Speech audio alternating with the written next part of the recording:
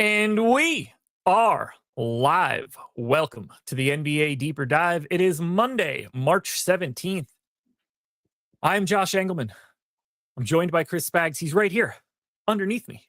Say hi to Chris Spags. We're brought to you by us, in particular, the dance promo. 68% off your first month of the Portfolio EV tool. Celebrating March Madness, one percentage point off for every single team that made the dance. This isn't just for college basketball, though, guys.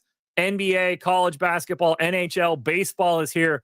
The Portfolio EV tool is pumping out the bets on a day-to-day basis. You can see them all right now on Playback, playback.tv/Stokastic. We are live there as well, sharing the Odds Shopper tool. 10-game slate on DraftKings, 9-game slate on FanDuel. Big time late swap day. We are going to have a lot of fun, and there is some nonsense to break down. So hit the like button, subscribe to the channel, hit the notification bell so you know when everything goes live, and follow us both on Twitter. Spags, what's up? Excited to be here. I was telling Josh before the show, I had like the least restful vacation ever because my wife's family loves being very active, and my son Luca's turning 3 this week. So the combo therein makes it not very restful. In addition to the fact, Josh, I don't know what temperature you keep your house at. My in-laws always put it at like 73, 74 overnight, and I want to hang myself from it. So like I'm not rested. I'm like high energy because of how much we have on the slate. But yeah, I'm like a 67 degree guy at night. Like I can't sleep if we're over 70. It's the worst. No. If you are a true psychopath, if you want to set the temperature higher at night, it's better to be cold for sleep. That's just a universal thing. And the biggest benefit here, there's nothing you can do if somebody wants to be warm with the thermostat. There's a lot people can do if you want to be cold with it. This is the perfect opportunity to add an extra blanket to the folks that are trying to be a little warmer. That's crazy. I'd have thrown them out. Well, I mean, they are 70, so I think that's the trade-off, and they're paying for everything. So the last night we had to open the balcony door because I was like, I literally like couldn't sleep, was just like in misery. So that helped a little bit, but it was just like, yeah, it's not the most efficient. But when people are paying the bills, like with anything, Josh, you bend over and you take it, no matter what. Do they know that they don't have to set the thermostat based on the number of years they've been on the planet? That actually is exactly what my father-in-law did because he's 73 and he was set it to 73 and then he got like a little cheesed off that I'd like lowered it. And he's like a really cool guy, but thermostat stuff, that's like the sitcom stereotype dad thing that apparently I have now in my life. Yeah, I would have broke it and been like, I don't know what we're going to do. I guess it's stuck at 66. Oh no, I guess we have to wear some layers. Sorry. Unrelated. I know we have a lot to go through. Unrelated, well, like mildly related to this. I lived in my college house over the summer one year, moved from one house to the other, moved out at the end of the spring semester, moved into the one we were going to live in the fall, but I lived there all summer. One of my roommates that I didn't talk to as much at the time showed up a little bit earlier, and within minutes of being there, immediately changed the thermostat like multiple degrees to what I had for a couple months. And it irritated the shit out of me. So I fire off a text to another roommate like, yo, Ed's been here for 10 seconds. He's already ruining the thermostat. I wasn't paying attention. I sent it directly to him. Good. I mean, good. You should have. Thermostat wars deserve that kind of treatment. And people in the chat too, Theodore saying heat helps you sleep faster. It's not true at all. Cold does. It's like caveman rules because you huddle up. You then like that's like psychologically they've done studies on it. You sleep better in the cold. Old Theodore is known for being aggressively wrong at everything he does, including our premium Discord. So it doesn't surprise me in any way to find out that he was wrong about this one as well. On that note, feels like the perfect opportunity to get this bad boy started. Let's do it. We got a lot of games, man. Got a lot of games. We do indeed. Some of them we don't have to pay much attention to, including this first one. Miami Heat. Miami Heat. 7-point dogs. Oh, God, this is brutal. In New York, 211 total. This is the lowest total by 12 points. I have it as the lowest pace by 2.5 possessions. This is ugly. Ugly, ugly, ugly. However, when you need to think through a little bit of this, basically everybody's available for Miami other than Andrew Wiggins. There's no ownership at all coming into these guys. Do you want to get to anything from the Miami Heat? Not particularly. I got a little bit of Wiggins, a little bit of Hero, but we're talking under 5% for both. Wiggins wasn't at shoot around. And as we've talked about a few times, guys at shoot around lately have not played more than expected. Guys not at shoot around have found ways to play. So I don't want to mean that, he's not doubtful. So he's most likely still very much up in the air. But if he were out, it would open things up, I think, a little bit more to make this interesting. But as it is, no, and I think this, the joke would be this looks like 90s Knicks Heat in terms of the team totals here. But compared to the modern NBA, under 210 combined points for these guys is not very good. And it's the first game of the slate, so you lose some lineup flexibility. So the Heat guys, to me, I really don't see a case for anybody to be made here where I'd rather take the unknown of pretty much everybody else in the slate than any player on the Heat. Yeah, 5% ownership coming into Tyler Hero on DraftKings is the most we have of anybody. Nothing looks good. I'd rather be available for late swaps. The only thing I want to say is if Andrew Wiggins happens to not play today, let's just say 30 minutes it frees up. It's a little bit more than that, but whatever. Kyle Anderson played 30 minutes last time out for the Miami Heat. He's 3,800 power forward only. Do we roll those dice? No, I don't. I will never do the Kyle Anderson dice again after there's been days where nobody was available and he still didn't play. And now you're getting Haywood Highsmith back in the mix, it seems. And he's the guy that's pulled from Anderson enough in the past that I don't know. You might be right because I know sometimes Josh is as good at the early rotation stuff as I think anybody in the industry. You could tell, watch the strategy show every morning. I would take your take on this more seriously than mine, but I'm so tired of the Heat rotational guys that don't matter, just jerking around. And if I end up with any exposure there, I invariably have the wrong player. So I'm done with that at this point of the season. I agree. I don't like the looks of it. Haywood Highsmith, DNP last time out, 9 minutes and 14 minutes over his last three. What about Jaime Jaquez? 4K, small forward, played 27 and 31 minutes over the last two games. If Andrew Wiggins isn't he doing it again?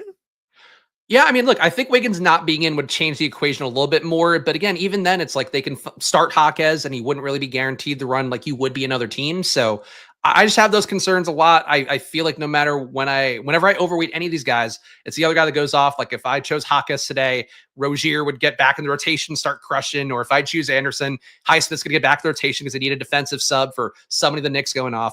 It's I just don't trust any of it. And I have to assume we'll get better value that opens up with the amount of Q tags we have. So I see what you're saying. And I appreciate you trying to make content around Miami here. But no, I don't want him. I don't want him no matter how much you sell me. All righty. Pay attention to the Wiggins news, everybody. We move over to the Knicks side of this one. Dottier questionable. Brunson still out. There's no ownership coming into these guys. 6% to Miles McBride at 5,500. 5% to Towns. 10K center only. We did get a little over 10% to Mikal Bridges on the FanDuel side, but does the Knicks side look any better to you? I like Towns a little bit here. The rates for him averaging 1.6 fantasy points per minute with Brunson off the court, and that's worth the shots here. And it's not like you're gaining, higher usage players in the rotation where, you're worried about short-term sample size. You got enough of a rate there, enough time period where I think I'm pretty confident that performance being there. And with the matchup with Miami, nobody's going to play Towns. So still like him a good amount at this point, getting him in 17% of my lineups with the field at 5%. And I think the same thing for McBride as well, has been getting more regular minutes. The campaign line seem to be favoring the under with a lot of the data out there. McBride seemingly locked into about 30 minutes. Obviously, that could change, but he's really been getting the Tibbs bump up in rotation with Brunson being out. So I feel good about him as well as a value play, but not as good as some other guys, getting him at 13%. So 2x the field, but not a big stand. I think Towns to me is most appealing because there's a few high dollar guys nobody's going to play with the field kind of redirecting, concentrating around a few guys. And Towns, to me, if you see Luka maybe not get there all the way, Jokic not get there 13K, I think Towns feels like the one who could maybe fill in the most at a cheaper price tag. I never have a problem getting to Towns. He's probably the guy I would want out of anything here. Nothing profiles well. Neither one of these teams are all that optimal. This is the lowest owned game on the slate. 3.6% of all ownership is here. No game has less. I'm hoping I just end up with largely nothing from Miami or the Knicks. And if I get anything, I kind of want to roll the dice on Jaquez and Anderson. That's all I got, though. Everything else is gross. Those are wild cards, tournament winning type plays that have, a pretty ridiculously, they might play 0 minutes floor. But there is a bit of a ceiling there on the Miami side. For the Knicks, I could take it and leave it. Yeah, honestly, I think no matter what from this game, 10 to 15% ownership feels like the most you'd want because you just don't want to take too many swappability, options Yeah. away from yourself. And especially for me, even like I like Towns, but paying 10K on the first game of the slate when you might have a ton of value and maybe even a Jokic fill-in center for Denver. You take on a lot of risk if you have a lot of ownership in this game. Yeah, 5 games locking at 10 o'clock or 10:30 is pretty important on a day like today. So we go to game 2. The Philadelphia 76ers. 15-point underdogs in Houston, 223 total. Barely any ownership coming into Philly. We are still waiting on a little bit of news, but just in case you missed it, here's the ownership, or here's the injury report for Philly. No Adam Bona, no Andre Drummond, no Joel Embiid, no Paul George, no Eric Gordon, no Kyle Lowry, no Tyrese Maxey, no Jared McCain, no Kelly Oubre, no Lonnie Walker. Q-tag, Gershon Yabusele. Ricky Council's 10% owned. Otherwise, no one's getting any ownership here. The FanDuel side is slightly different. We have 20% ownership coming into Ricky Council at 5K. We've got 30 coming into Jared Butler at 5,200. But on FanDuel, what do you like here from this shorthanded Philly team? Good God, when I look at those names, it's disgusting. The FanDuel chalking it a little bit more at those price tags, but I mean, for DraftKings, for me, Quentin Grimes, I could take some shots on. I think with the price tag coming up, he's definitely scarily priced at this point. Still put up 43 fantasy points over the weekend, and his rates, it's not the biggest sample size, but he has averaged 35% usage, 25% assist rate with the various Sixers not available because he does become kind of the alpha player here. He's the big guy with the biggest contract. He's the guy who's playing the most minutes. He's your go-to kind of bring the ball up player, creating, getting shots up. He's at 35% usage, Josh, without the various Sixers, the key ones, not the secondary ones. So yeah. I like Grimes as like a player that nobody's going to play today, but it's also a tough matchup versus Houston. That worries me. So if you get 5% Grimes, it's probably more than enough. Not crazy about Council. It's weird because this team is kind of the opposite of Dallas, where they're so shorthanded, but they can get guys in and can sign guys, and they have signed guys that all do very similar things. So just nobody projects that well for me besides Grimes. So I think it's kind of get a little Grimes and everything else I'm not super into. None of the guys that are on Philadelphia today have a price tag below 4K any longer. And I think that's the biggest problem. All of this garbage has been priced up now, and it becomes really difficult to get to. Like, yeah, if Osha 8% was still 3,200, maybe that's something you look at. If Jared Butler wasn't 6K now, maybe that's something you'll look at. But these guys are all priced up, and I don't think there's a ton to squeeze out of here other than Ricky Council, and even he's just sort of like a 10%er. I don't have a ton here. Yeah, I was really thinking that maybe Alex Reese would be a play because it's like, they're down so many bodies that are big. And maybe if Yabu's out, it gets closer, but you still have Brissett there. So there's even that isn't really a big value. And he's 4,100 and he mostly sucks. So there's a lot of things that are barriers to playing Alex Reese, but it's just weird to have a team like this where there's just nothing that's like, man, got to play this because they've just been in this hell for so long now. Now, it doesn't help to be a 16-point dog and have a 102 implied total. Not very good. Yeah, they're not a good team. Let's go on a limb here. They're not a good team. No, they're not. So at that point, I think we should talk about the Houston Rockets. On the opposite side, we're pretty used to their injury report at this point. Reed Shepard still out with the broken thumb. Amin Thompson still out with the ankle sprain. No ownership coming into the Houston guys either. If you didn't like the ownership coming into Miami and New York, this one is the next closest, 4.3%. So these are basically both games at 4% of the ownership. Every other game has at least 8% of the ownership. That's how bad these first two are. 6% ownership to Tari Eason on DraftKings is the most we have. He did get to 12% on FanDuel. Everybody else is single digits. Do you want to get to anybody from Houston? I got nobody here above 7%. I'm getting Eason, which sounds very specific, but that's the line. I got Eason at 6%. I've got Şengün at 6.7%. I do like that play. Same reason as Towns, where you're not paying up all the way, but you have a guy that can give you 50, can give you 60 to 70 if things really work out well for him. And Şengün too, much like Towns without Brunson, Şengün gains a good amount from having Amin Thompson out there, gets to about 1.4 fantasy points per minute, gains in usage, gains in rebounding, gains in assists, so gets the stuff that we're looking for. And really, to me, it feels like a Şengün kind of matchup, like just the fact that you're going against a team that's going to brick a lot of shots, probably some easy assist opportunities as well because they can't play defense. He get his own points, he can get some putbacks against the lack of centers. So I like Şengün conceptually, and I am getting some, but really it's not a game, it feels like to me, to have a big stand on where you don't have a crazy high total. Even if for Houston, like 120.5 implied points is not too bad. No, not at all. I just don't think I'm going to have too much of these guys. Although I like the layout there for Şengün. I think, like, in my mind, he looks a lot better than he does in the data because he should just own this matchup. 9,600, very reasonable price tag. I'd be more interested in Şengün than Towns, I believe. Ooh, I got more Towns right now, but I think I should be closer on them than I am. So I'm with you on that conceptually. Alrighty. Well, now we can start getting into games that actually matter. Although it's going to take us a while before we get to a home team that matters. For the first 5 games we look at, the home ownership is 18, 19, 18, 13, and 9. Just nothing coming in. Slightly different on the road side. Now, I don't know how much we're going to be able to talk about this game right now. There's a lot of hypotheticals to go around. Johnny Furphy, questionable. Tyrese Halliburton, questionable. Aaron Nesmith, questionable. Miles Turner, questionable. Pascal Siakam will be missing his first game of the year for personal reasons. 22% ownership coming into Obi Toppin, 3,600, power forward, center eligible. I think it's pretty clear he's the best option coming from Indy. And if we get any of these Q tags, I think like he's just going to look better and better and better depending on how this breaks. But give me whatever Toppin I can get at 3,600. Yeah, same thing for me. I'm getting him at 55% of my lineups right now. Field is now down to 22% in Stokastic's ownership. It took a few minutes away from him, which I think is fair to do, given the fact that we don't know he's going to start. And there are some other guys that could play minutes when they are bringing guys like Enrique Freeman in from the G League. Like he could play some 4. I know, I think one of the other players got a pretty big jump up. Jarris Walker got a pretty big jump up in minutes as well.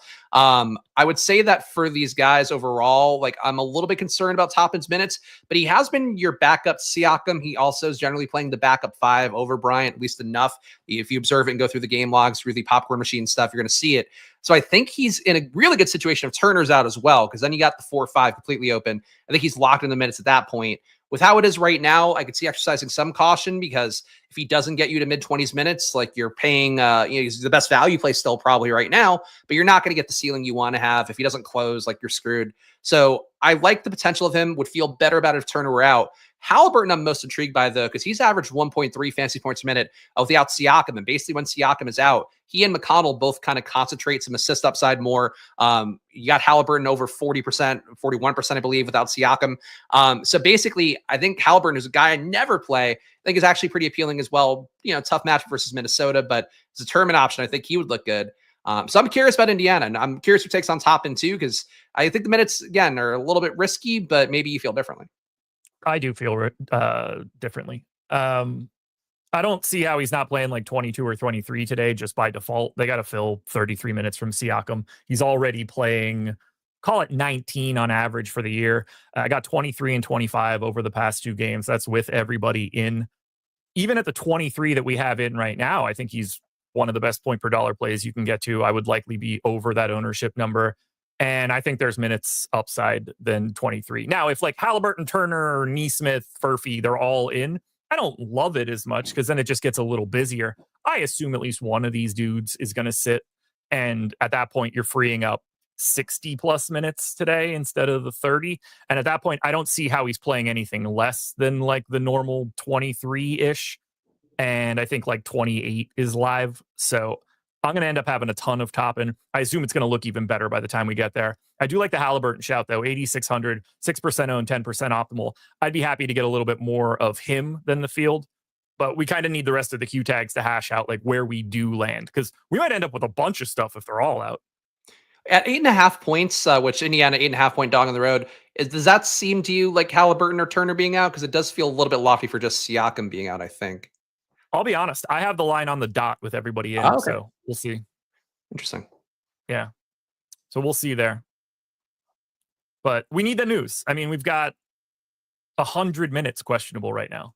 It's gonna matter which one of these guys are in or out.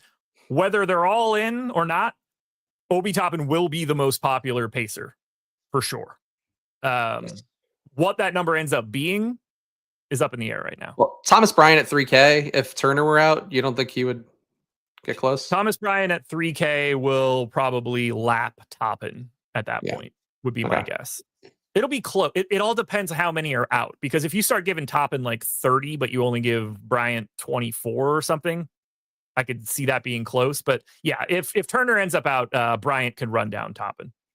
Yeah, that's what I think too. And you'll definitely feel really good about Toppin at that point too, because then it's like, who's he really competing with? Mm-hmm. Minnesota side, as I mentioned, home team unowned, 5% to Ant, 5% to Gobert. Edwards and Randall both got a little over 10% on the FanDuel end. I think Ant stands out as the best Minnesota option, but right now I don't think I have a lot coming from Minnesota.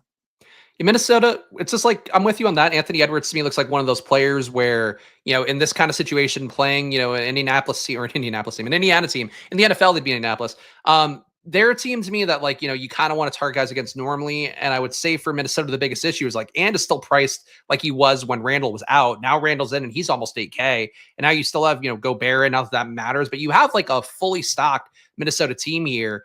So I don't love these guys in terms of the projections, but I do think Ant on a slate where he's 5% owned playing Indiana, who should be competitive enough, even if they're 8.5-point dogs. That's not really saying a blowout. The team's going to run away from them. So I think Ant's an intriguing play in terms of what we know about these games, but the projections, you're not going to get him very much, I think, in a sim or an optimizer normally. I thought we were going to get somebody out here for Minnesota today. I was hoping Gobert would sit actually, because it would have made Naz Reid a little bit more interesting. But I mean, the highest ranked guy we have coming out of the boom bust tool on DraftKings is 25th for Edwards. The next guy is 65th for Rudy Gobert. There's just not much here. And we have some spots that there's a lot. The places where there's no news and it's the same rotation all the time, those places are going to be pretty bleak today. And that is what we're getting out of Minnesota. So I'm going to keep it moving if you're in. Yep, let's do it. Bang. Detroit Pistons on the road. 6.5-point favorites in New Orleans, 234 total. We are getting a little bit of ownership into the Pistons. We don't have anything to worry about for Detroit. Same rotation they always have. Nobody on the injury report. But we are getting 20% ownership to Cade on DraftKings, only 10 on FanDuel. He's 9,800 on DK. That's $700 cheaper than FanDuel. Tobias Harris is 10 on both. Duren's 15 on DraftKings, just shy of 10 on FanDuel. Not really anything else coming into the Pistons. So my focus would be on Cunningham, Harris, and Duren, but I think Cunningham is spot on in that 20% ownership. And I think Harris and Duren both look fine as 10%ers. I don't have any overwhelming priorities. I mean, I guess Cade is to a degree, but he's got competition. What do you like from the Pistons? I'm on the same page as you. I think Cade looks good. 20% feels about right. I'm at 21, feels at 22. I'm holding hands with that. Holding hands with Duren as well, basically getting him at 12%, feels at 14. Lower on Tobias Harris. He's just I know he's had a few spike games in particular with Ivy being out for a while now, but even then, that entire sample size without Ivy, he doesn't actually gain usage. Has actually been a worse rebounder, has been a worse assist rate guy. Just not really a player that I ever want to get much of. So I'm okay without Tobias, getting only 4% of him. I guess 5% rounded up. But Duren and Cade, I think, are pretty good. The matchup versus New Orleans as well, which we know is not that defensively sound. Frankly, a much worse defense than New Orleans beginning on the Detroit side. I think that their team that's worth whatever they have, but they seem like more than appropriately owned at this point. And guys like Beasley, guys like Asar Thompson, they're now priced at a range where I don't really see getting to them very much. So the big twos / I guess big three with Tobias looks good, but I would rather just get Cade and Duren personally. Man, that's some gross terminology for the Detroit Pistons right there. Yeah, Tobias is not a big anything, I think, at this point. He's a big man. I will say that for him. Yes, he is. Yes, he is. Now, the Pelicans side of this one, because I don't have anything else to add for Detroit. We can't officially break this one down, but I feel like we're going to have something crazy here. Because I have the line at 2.5. It's actually 6.5. So something's going to break here. And it's probably Zion. But Q-tag Eve Macy, Q-tag Kelly Olynyk, Q-tag Zion Williamson. No ownership coming into the Pels, but those Q-tags are going to matter. And I'm leaning towards Zion not playing or the other two guys not playing. But are you expecting to get to the Pelicans once this news breaks? I mean, I'm already getting Trey Murphy at 9%, Fields at 6. I am always a little bit higher on Trey Murphy because the rates that he's had without the Dejounte Murray, without Brandon Ingram are always going to help him out a little bit more than some of the other guys on the team besides Zion. If Zion were out, I'm going to get way too much Trey Murphy, and I'm sure he'll find a way to disappoint, as he often does when everybody else is out. But Trey Murphy at his price tag, whenever he's around 8K or under it, I'm willing to go there at shooting guard, small forward. Think he has the upside on paper. He's been a good shooter on the year at 60% true shooting. I would have him at a 25.5% assist use rate, in court time without the key Pelicans are no longer available with Murray and Ingram. So I could take Trey Murphy, but everything else here doesn't look that great. And I think if you get guys out, especially if you got all the guys mentioned, if Zion were out, Missy were out, Olynyk were out, I think everything would look different here, and you'd start to get more Carlo Makovich, even though his price tags come up a little bit.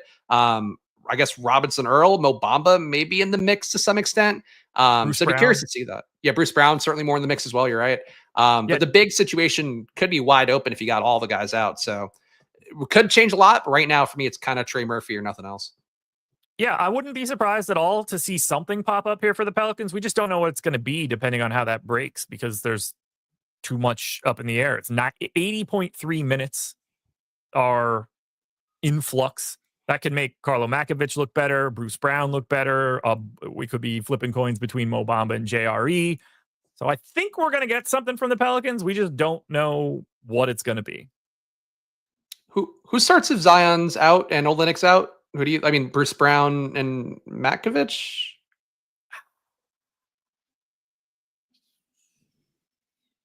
Maybe like CJ. I don't know. Bruce Brown, I think, is going to go in if there's two dudes out. I don't know who the next guy is going to be, though. Could be Alvarado. It could be Jordan Hawkins. Could be Carlo Makovich. I think they can go a bunch of different directions. Yeah, I've played Bruce Brown one of the times where they started him, and he's actually pretty good. So, I'd a little bit curious about Bruce Brown, even though the price tag is now up for him as well. And I would love a shock Mo Bamba start. Just give him a shot here so we have somebody easy to play in fantasy. I think it'd be nice if they would do that. Paul George done for the year, which not terribly surprising. Who knew? Crazy. What an asshole. Seen that one coming. Couldn't have seen that one coming. But here we are. Guys, I got to tell you a little bit about the promo you see at the top of the screen. This link is in the description of this video.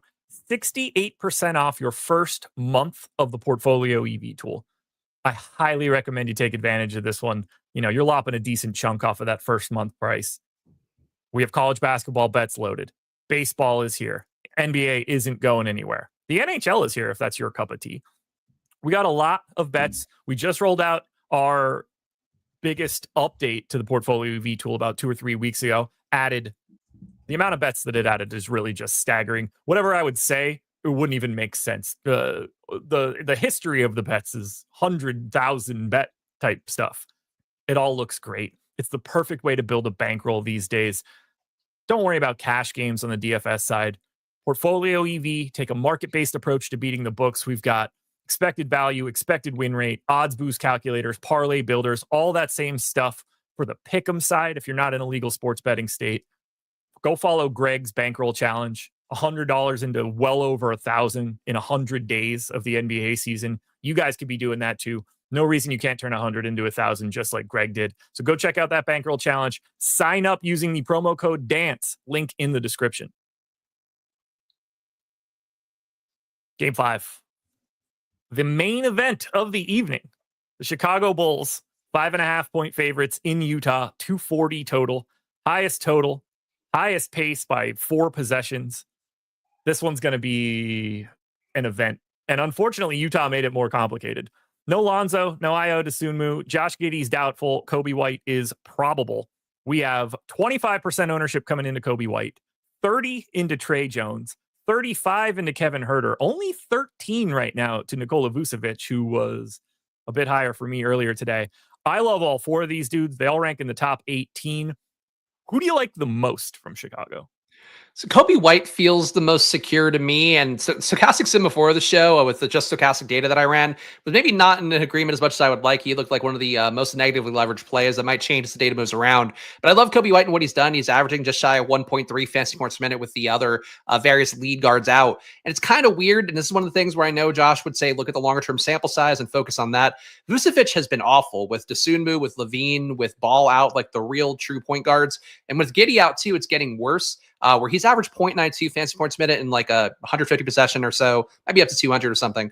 Sample size without those guys. He's just not doing anything. And I don't know if that's because of the timing of it, him coming back from injury, him also seemingly phoning it in a little bit down the home stretch.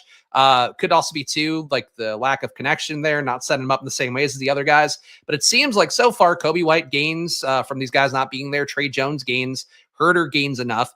But White to me seems like the big winner, and I feel the most confident in him, and he's shooting guard, small forward, so he'll be my biggest stand here. But the Vooch thing I know is one of those things, Josh, where like he'll hit, everybody else will fail today, and you'll be like, yeah, the longer term sample size, and I would fully get that because Vooch he's been so bad lately that he can't be this bad for too much longer, you would think. I love Vooch today.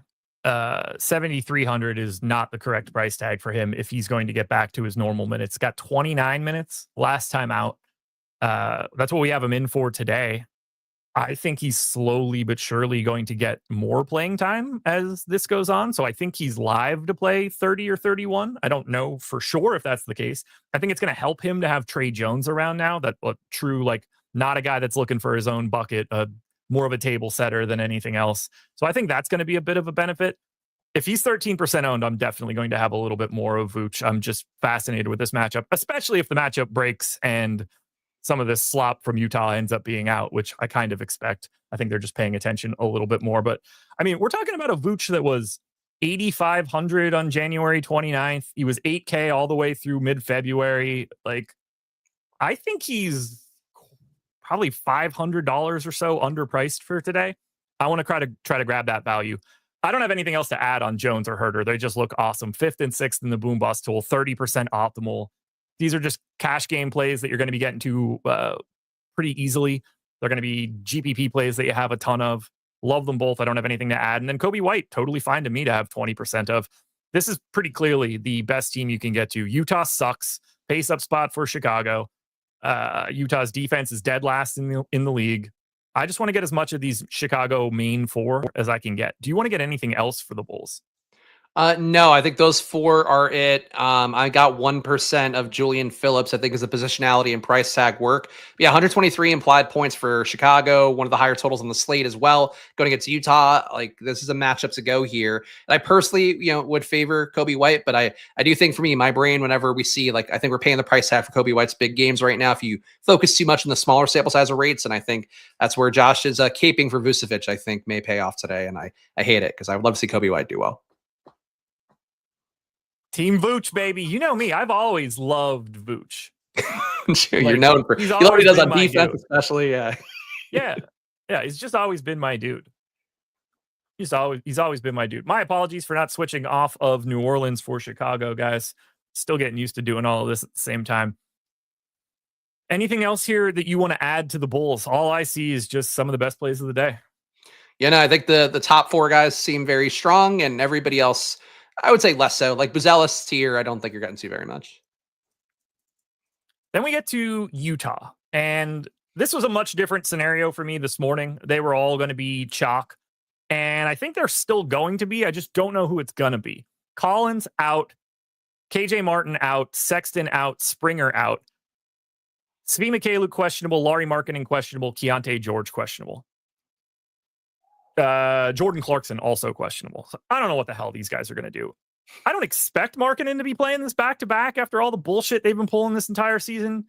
I have no idea on the rest of these guys. I don't really know who's going to start, but depending on how many guys that are questionable get ruled out, I think we're going to end up with some value here, whether that ends up being Ju Zhang or Sensabaugh or Mikhailiuk or something else. But what do you think you're going to end up doing with Utah here? I mean, if they all play, I don't think they look very good. I'm with you conceptually. Somebody should sit, but you get fined $100K for Lauri Markkanen not playing, and maybe that puts the fear of God in you enough. Though he is the only guy that fits the criteria of the star player rules. So I feel like if you're going to play anybody, you play him and maybe rest some of your other guys, especially Kessler. Feels like you should set him the back-to-back. But yeah, right as it is right now, nobody here seems worth more than 2% ownership. I think Kessler looks the best to me. Johnny Juzang as a value looks okay. If you start clearing bodies out, everybody will be in play here because the rotation's not too big, though. Elijah Harkless is available for them now, right? Because he wasn't on the injury report. EJ Harkless, he is out. He's out. Okay, so maybe not a big rotation if you're missing a few guys then, because then it's 10 active bodies, I think, or unless my count's wrong. And then if you lose a few, then we're getting close to the sweet spot. Yeah, they're going to be thin, I think. So just for reference, the line is 5.5. I got it at 0.5. So that leads me to think that it's Markkanen because, it doesn't matter all that much if Svi Mikhailiuk's out. I don't think he's moving the line all that much. So I'm expecting Markkanen to not play and potentially Clarkson as well. And then we're going to see some ownership come into these guys. This is a massive late swap opportunity. We'll probably be figuring this stuff out right as Greg and I are getting off a playback tonight at 8:30. But we're going to have 5 games after it. There's plenty to move around. So there's nothing that I think we can say right now about Utah other than My expectation is that we're going to get something here. I just don't know what it is yet. Yeah, that's good. Good foreshadowing. Yeah. You know my shadows. This might be a 5 shadow. That's how much shadowing I'm doing. We continue on to game number 6. The Denver Nuggets, 4-point dogs in Golden State. 238 total. Not a ton of ownership coming into Denver right now, but there's probably a reason. I wonder what it could be. Oh, yeah, it's this. Aaron Gordon's questionable. Nikola Jokic is questionable. Jamal Murray is questionable. Clearly, we need that news. If they're all in, probably like 10% of Jokic, 10% of Gordon for me, and not much else. Yeah, I think that's fair. Jokic, I think you make the case to go higher on Jokic. So the 13K price tag, the Stokastic Sim seems to love the Jokic price tag being so high that people can't get there for multiple slates. He's coming up a lot of the top ROI lineups. The total feels a little bit, I guess, I don't know. Do you have any reads on the total? Because 5 points, that feels like all these guys playing, no?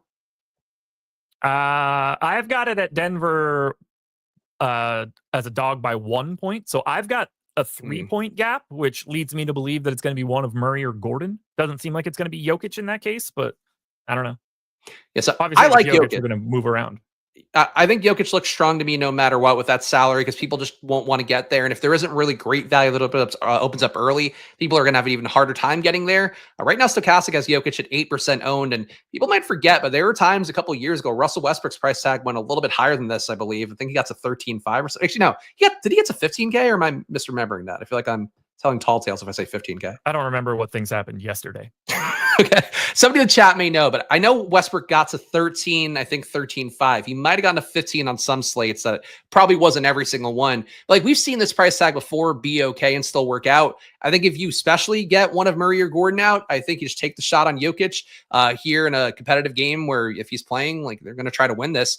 That said, I think I get why Jokic is going to be less owned. It's hard to get there, and we don't have the really obvious value right now. But if we don't get that really obvious value before lock, I think people are going to have a hard time swapping as much. The sharp players will, the people using Stokastic data and tools like you guys are going to swap. I think the field's not going to swap as much as they should for this game being at 10 o'clock as well. So I think Jokic to me is like one of the more important plays in the slate in this game. Like Josh mentioned, I mean, you have the 3 most important players. So you could have all your value here. You could have all your mid-tier plays here. You could have Westbrook putting up 50 if everybody were out. There's a lot of things that matter for this game that you just have to keep some roster flexibility for. Yeah, something's going to happen. Like if Gordon's out, $6,500 Westbrook's going to look a lot better than he does right now. If 2 of them are out, that's going to change up the game here. If Jokic is out, that's going to open up something like Zeke Naji or DeAndre Jordan or something. So it's going to be another major late swap spot. But when you have Gordon, Jokic, and Murray all questionable, there's not a ton that we could actually say about this bad boy. Kind of the same situation for the Golden State Warriors. Q-tag Steph Curry, Q-tag Quentin Post, Pajemski out, Gary Payton available. The Steph Q-tag is going to matter a lot. That might unlock Jimmy Butler here. Post being 4K center only. If he's out, maybe we're looking at Looney at 3,200. We are getting 23% ownership to Draymond Green at this moment. Draymond is 5,900, power forward center eligible, 22% optimal, 23% owned. Top 10 play coming out of the boom bust tool. He looks great.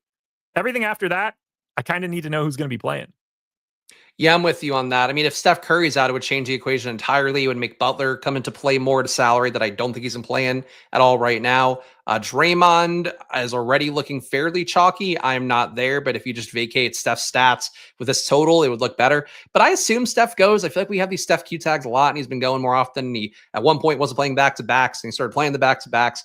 So I'm not super worried about it. The thing I'm worried about, Josh, is how much Gary Payton I'm getting. I'm getting him in 20% of my lineups, and I hate him as a play. There's no values. Like, I get why.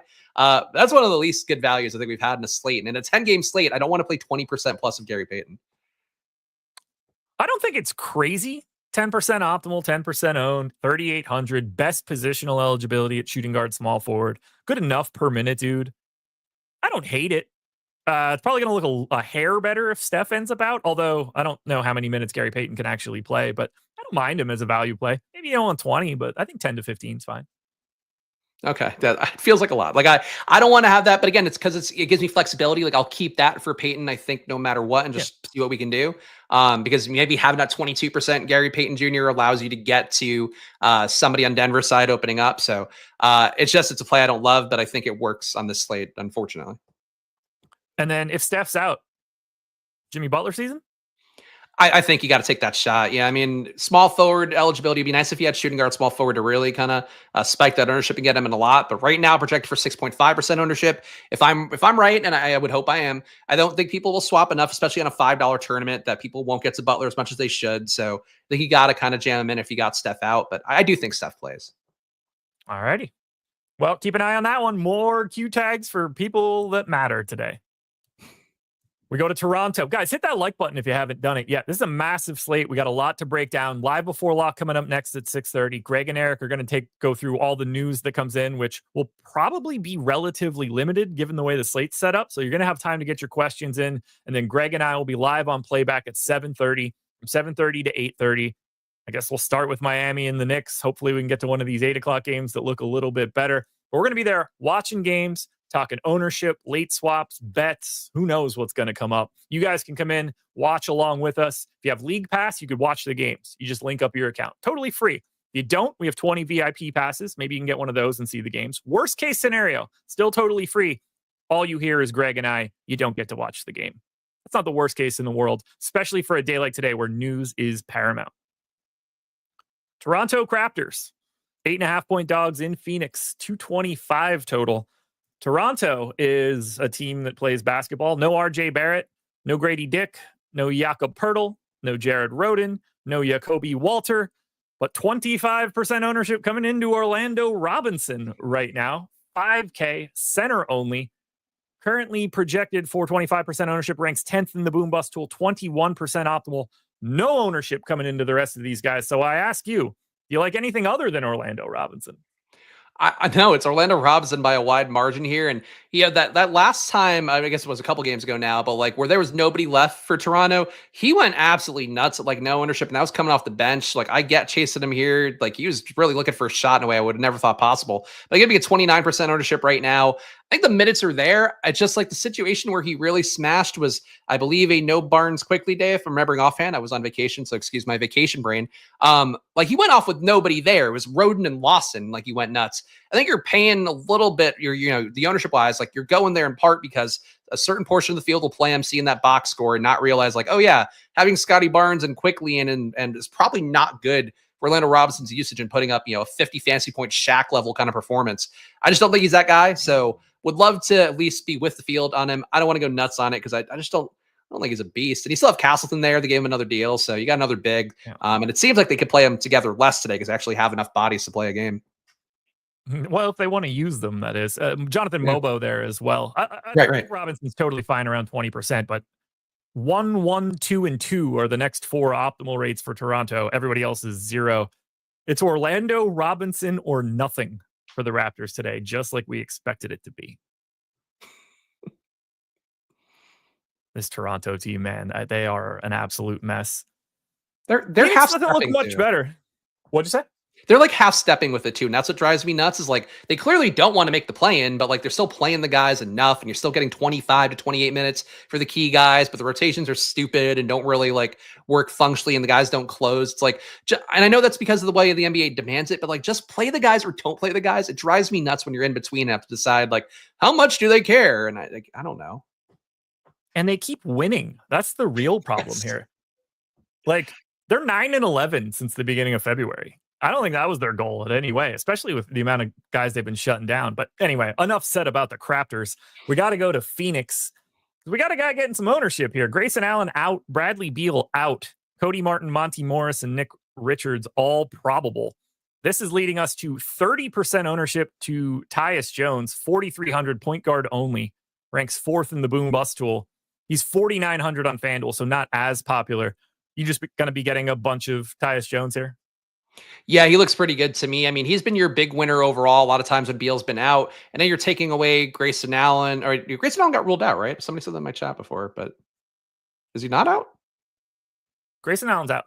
Okay, so he You still in the stochastic minute update from minutes update from 4:45, so that throw me off a little bit here. Yeah, Tyus Jones will look better. My projection feels a little bit lower than it was in my head because of Grayson Allen still being in the mix. But Tyus Jones' minutes got a lot more secure, expecting him to play around 30 here. That feels pretty good. We've seen him have the upside. The matchup here, obviously nothing you're worried about based on everything we just talked about for the Toronto side. So I do think he is your stronger value play of the day. If you didn't get somehow top and starting because all the Pacers who are questionable played, I think that Tyus Jones is a little more secure value that expect him to get meaningful run and likely a start here.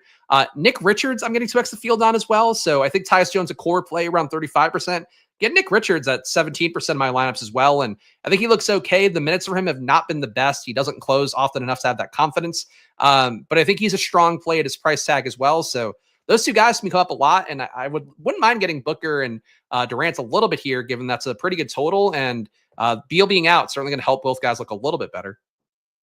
Yeah, 5% and 6% for Durant and Booker, respectively. Are you getting any $3,800 Ryan Dunn? He's 12% owned, 16% optimal. I'm getting him at 15% as well. I would certainly prefer Tyus Jones, but the positionality of Ryan Dunn makes sense. And I think the issue I have is like Ryan Dunn's minutes. I know he'll get a certain amount, but you could see Royce O'Neal, I think, push his minutes up a little bit higher.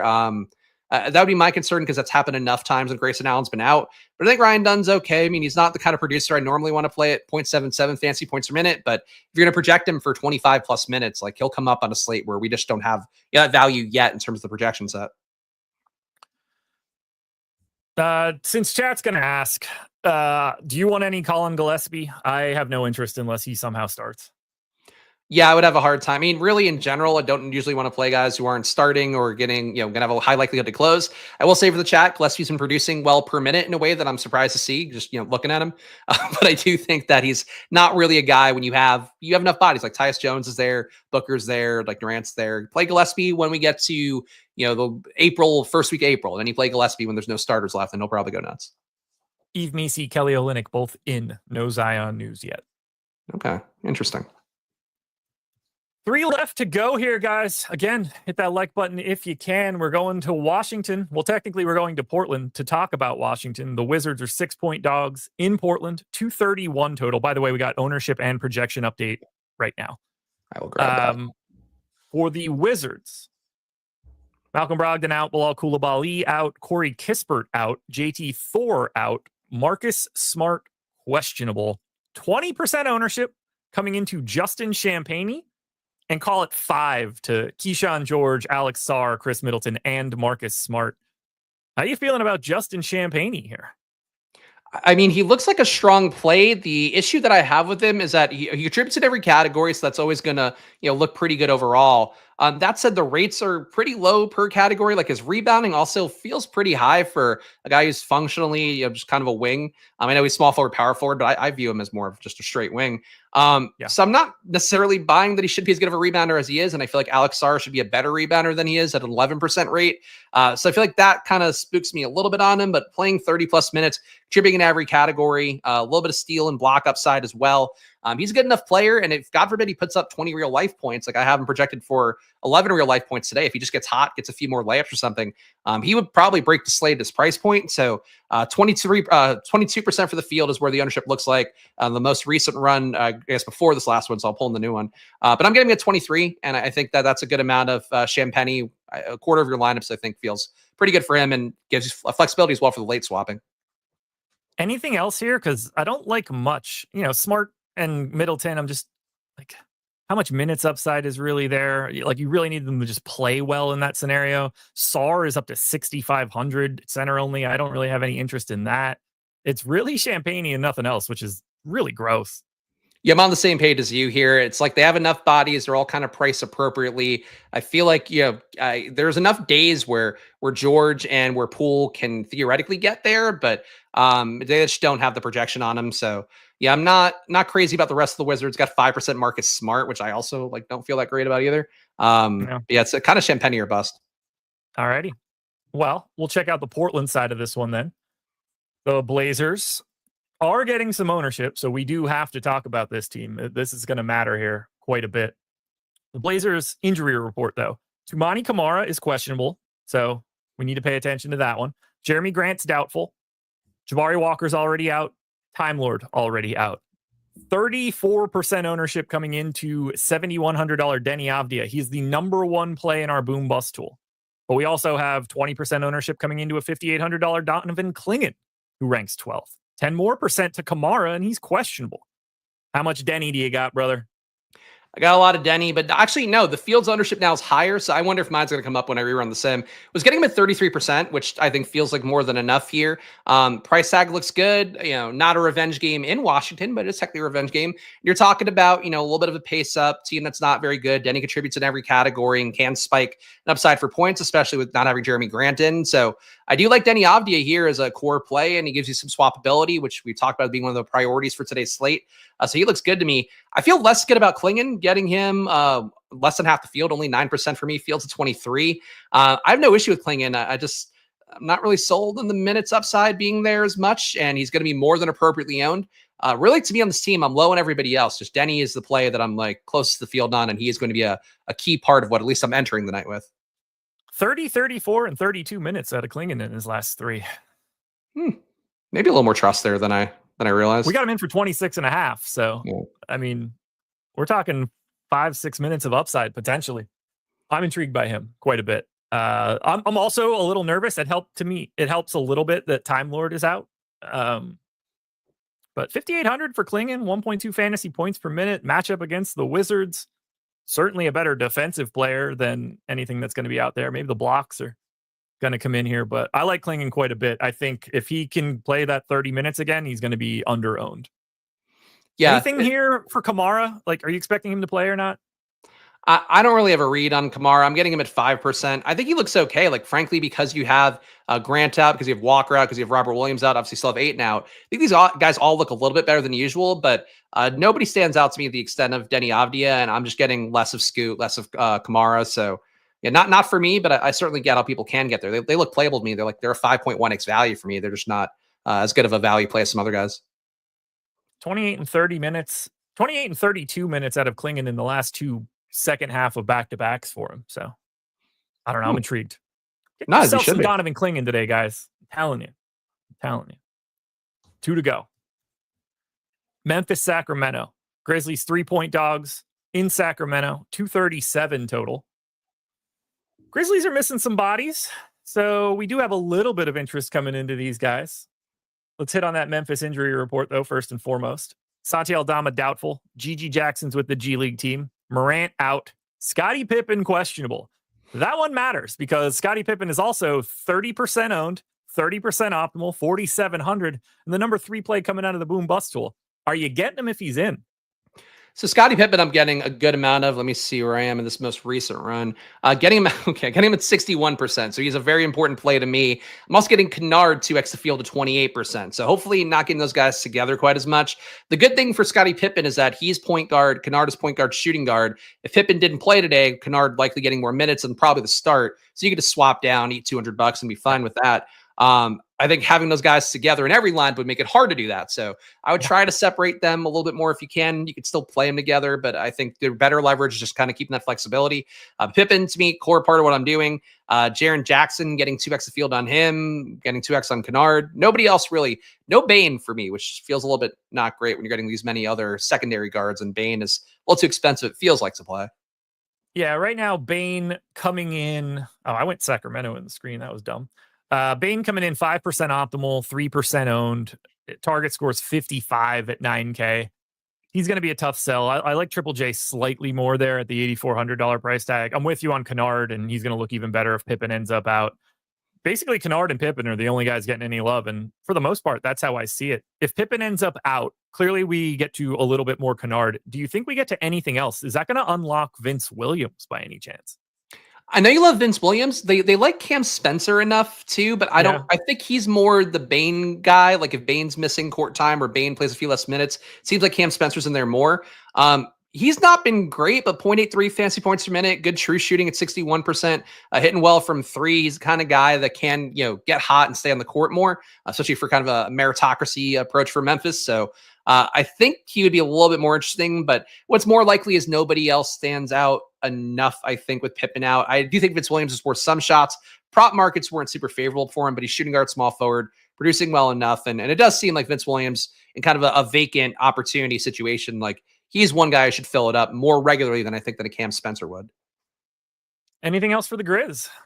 No, I mean, like you get guys out here, they all look better. If you get Pippen out, obviously in particular, but having Morant out really makes it a kind of clear a situation and get a little bit more Pippen and Kennard. And if you're not playing those guys, maybe more Jaren, more Bane. Now we get to the worst team on the slate. If you're playing on the DraftKings side, 5% owned in total. Your Sacramento Kings. Trey Lyles is questionable. 2% ownership to Sabonis, 1 to Monk, 1 to Murray. The difference here is Zach LaVine is $1,300 cheaper on FanDuel, getting a little bit of love. DeRozan is $900 cheaper on FanDuel, getting a little bit of love. Malik Monk is $800 cheaper on FanDuel, 23% owned. Sabonis is 10% owned on FanDuel, where he's $500 cheaper and has power forward eligibility. If you're playing on DraftKings, there's no chance I'm going to have a Sacramento King guy unless I'm trying to late swap it later. If you're playing on FanDuel, I think they're very reasonable to get a chunk of.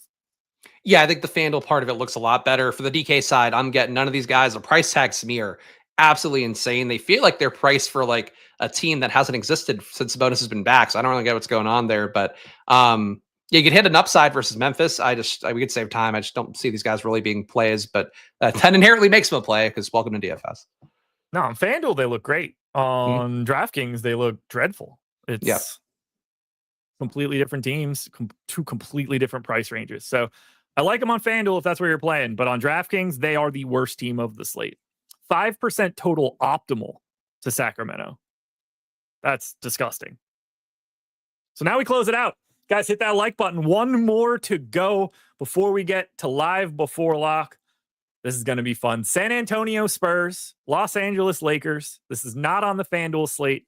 Spurs are 9.5 point dogs in LA, 230 total. San Antonio going to be without Malachi Branham with the G League team. Interesting. Fox obviously out. Jordan McLaughlin questionable, probably doesn't matter. I think they kind of just have the dude they're going to be playing available now. 10% ownership to Castle, 10% ownership to Keldon Johnson, little bit coming into Jeremy Sohan. You trying to pick off any San Antonio spots?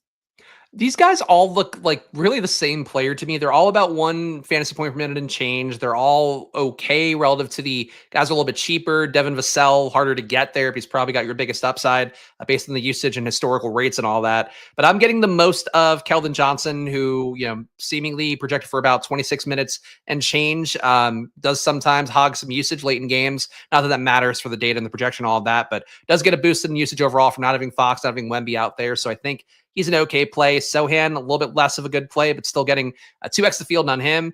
I am with the field on Castle, low on Vassell, not getting Chris Paul at all. And I'm getting Mamushkavili a little bit more. I hope I said that right. I probably did not. I'm getting You were way more close than normal.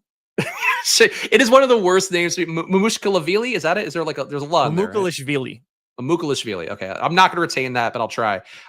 He looks okay to me at 1.2 fantasy points per minute, but the minutes probably not high enough with Sohan and Keldon Johnson taking kind of those 4-3 minutes away. And the 5-2 is pretty well covered with Biyombo. So I think there's plays here. Like I like the spot for San Antonio, just maybe not as much of like a concentrated, here's the big winner because Fox isn't playing. There really isn't like a big winner. It's just everybody gets better and kind of flat. Just go with Mamu moving forward. Mamu? Okay. Exactly. Gazoon tight, brother. Gazoon tight. Well, now we're going to get to the best pay up on the slate. The guy that I'm going to end up having a ton of. That will be Luka Doncic at $12K on the DraftKings side. He is probable now. Dorian Finney-Smith is probable. No Rui, no LeBron, no Trey Jameson. 35% ownership coming into Luka. 35% optimal. The number 2 guy in our boom bust tool. Yeah, I like Jokic as a potential ownership pivot, but to me, this is the dude you want the most here, especially against this trash San Antonio team. Give me all the Luka. I'm getting close to even amounts of Luka and Jokic, and I kind of like that more because Luka's certainly owned appropriately, 34%. Earlier in the day looked like he'd be a little bit higher, closer to 40. But he's averaging without LeBron out there, 40% usage, 41.5% assist rate, 1.8 fantasy points per minute. So he and pretty much the numerical counting things that we look for in fantasy, he's about as good as Jokic is, maybe a little bit less, but still in that same range. So these guys, to me, that's why I kind of want to have them flat. If more value opens up, it's easier to get to these guys. So that's sort of your concern that maybe at a certain point of ownership, if Jokic went up and Luka went up more, maybe it's more valuable to go to like some 9K guys and just not pay up all the way if there's too much value allows everybody to get there. But I think he looks good and competitive enough total here. And he and Austin Reeves both, I think, getting with the field or on it. I'm actually 2x field on Reeves, but a little bit lower on Luka. So I think I'm leveraging the plays well enough. If I get Jokic and Reeves together, I think you're kind of getting both sides of that equation, maybe. 229 minutes for Luka with LeBron James off, 42% usage, 55% true shooting. That'll work. Like, I'll take league average-ish true shooting out of Luka if he's going to be heaving 42% of the time that he's out there. Not to mention assists and all that jazz are going to be outstanding. Just give me Luka. I'm totally cool with it. 12.25 assists per 100 possessions. He looks amazing. I'll probably have a couple shares of Reeves, maybe a couple shares of Jordan Goodwin, but it's the Luka Doncic show tonight. I didn't know if he was going to play, but if he's in, I'm going to have a ton. And, if I have a ton and something like Jamal Murray and Aaron Gordon get ruled out, then maybe I'm moving that around and I grab a little bit of Jokic before the 10 o'clock games. Yeah, you get flexibility either way. So I think that's that's really to me the key theme here. And I'm not our pal Eric Lindquist about late swap, but like it's really important, but like I don't always want to do it as much. This is one where you have to do it unless you just want to donate your money for the day. You have to be swapping really aggressively because the way the games are stacked, you just have to be really paying attention the entire night. Spags, tell the people where to find you. Yeah, you can follow me on Twitter at Chris Spags. Check out my NBA channel at SplashPlay NBA. And you can find me here Wednesday and Thursday. I'm back. I missed Thursday. I'm back now. I got to get a taste after all EMAC filled in. But glad to be here back with Josh today. It's a fun slate, guys, even though it doesn't seem like it when we get to talk about all these conditional things. But we try. Here we go, everybody. Live Before Lock is coming up next. Eric, properly dressed for St. Patrick's Day. Greg, on the other hand, wearing fire engine red, does not care at all about the Irish. So you guys could have that conversation in a bit. Live Before Lock is right now.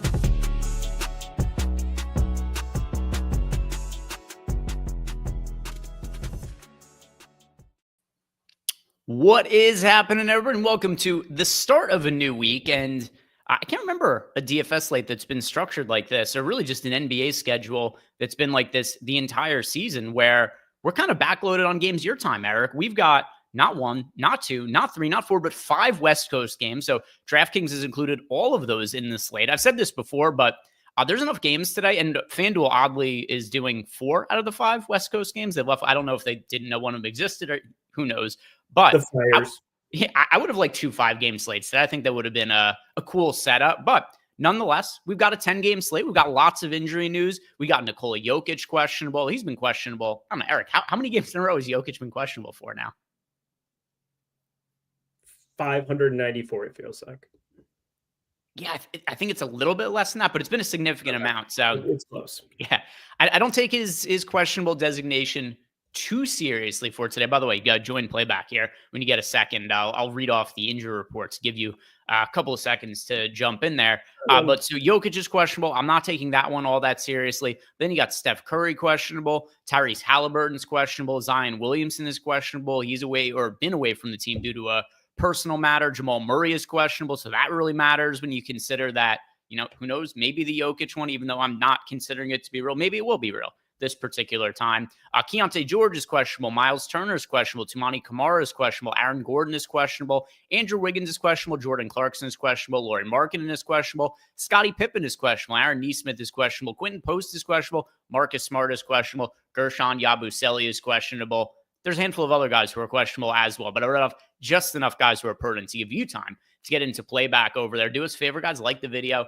Subscribe to the YouTube channel. We are sponsored here by Portfolio EV. Great deal going on right now with the NCAA tournament starting this week. You get 60% off when you sign up for OddsShopper Portfolio EV with the promo code DANCE. So there's a link down below in the YouTube description box. All you have to do, click on that link. Go to the page. Sign up, use that promo code DANCE, get yourself 68% off. And on top of it, the 68%, it still comes with the free week trial. So if you don't like it after a week, you don't even have to pay anything. You just cancel before that week is up. And then you don't have to pay anything. Free week to check out if it is for you. I think it will be. March has been absolutely a killer month for me, Eric.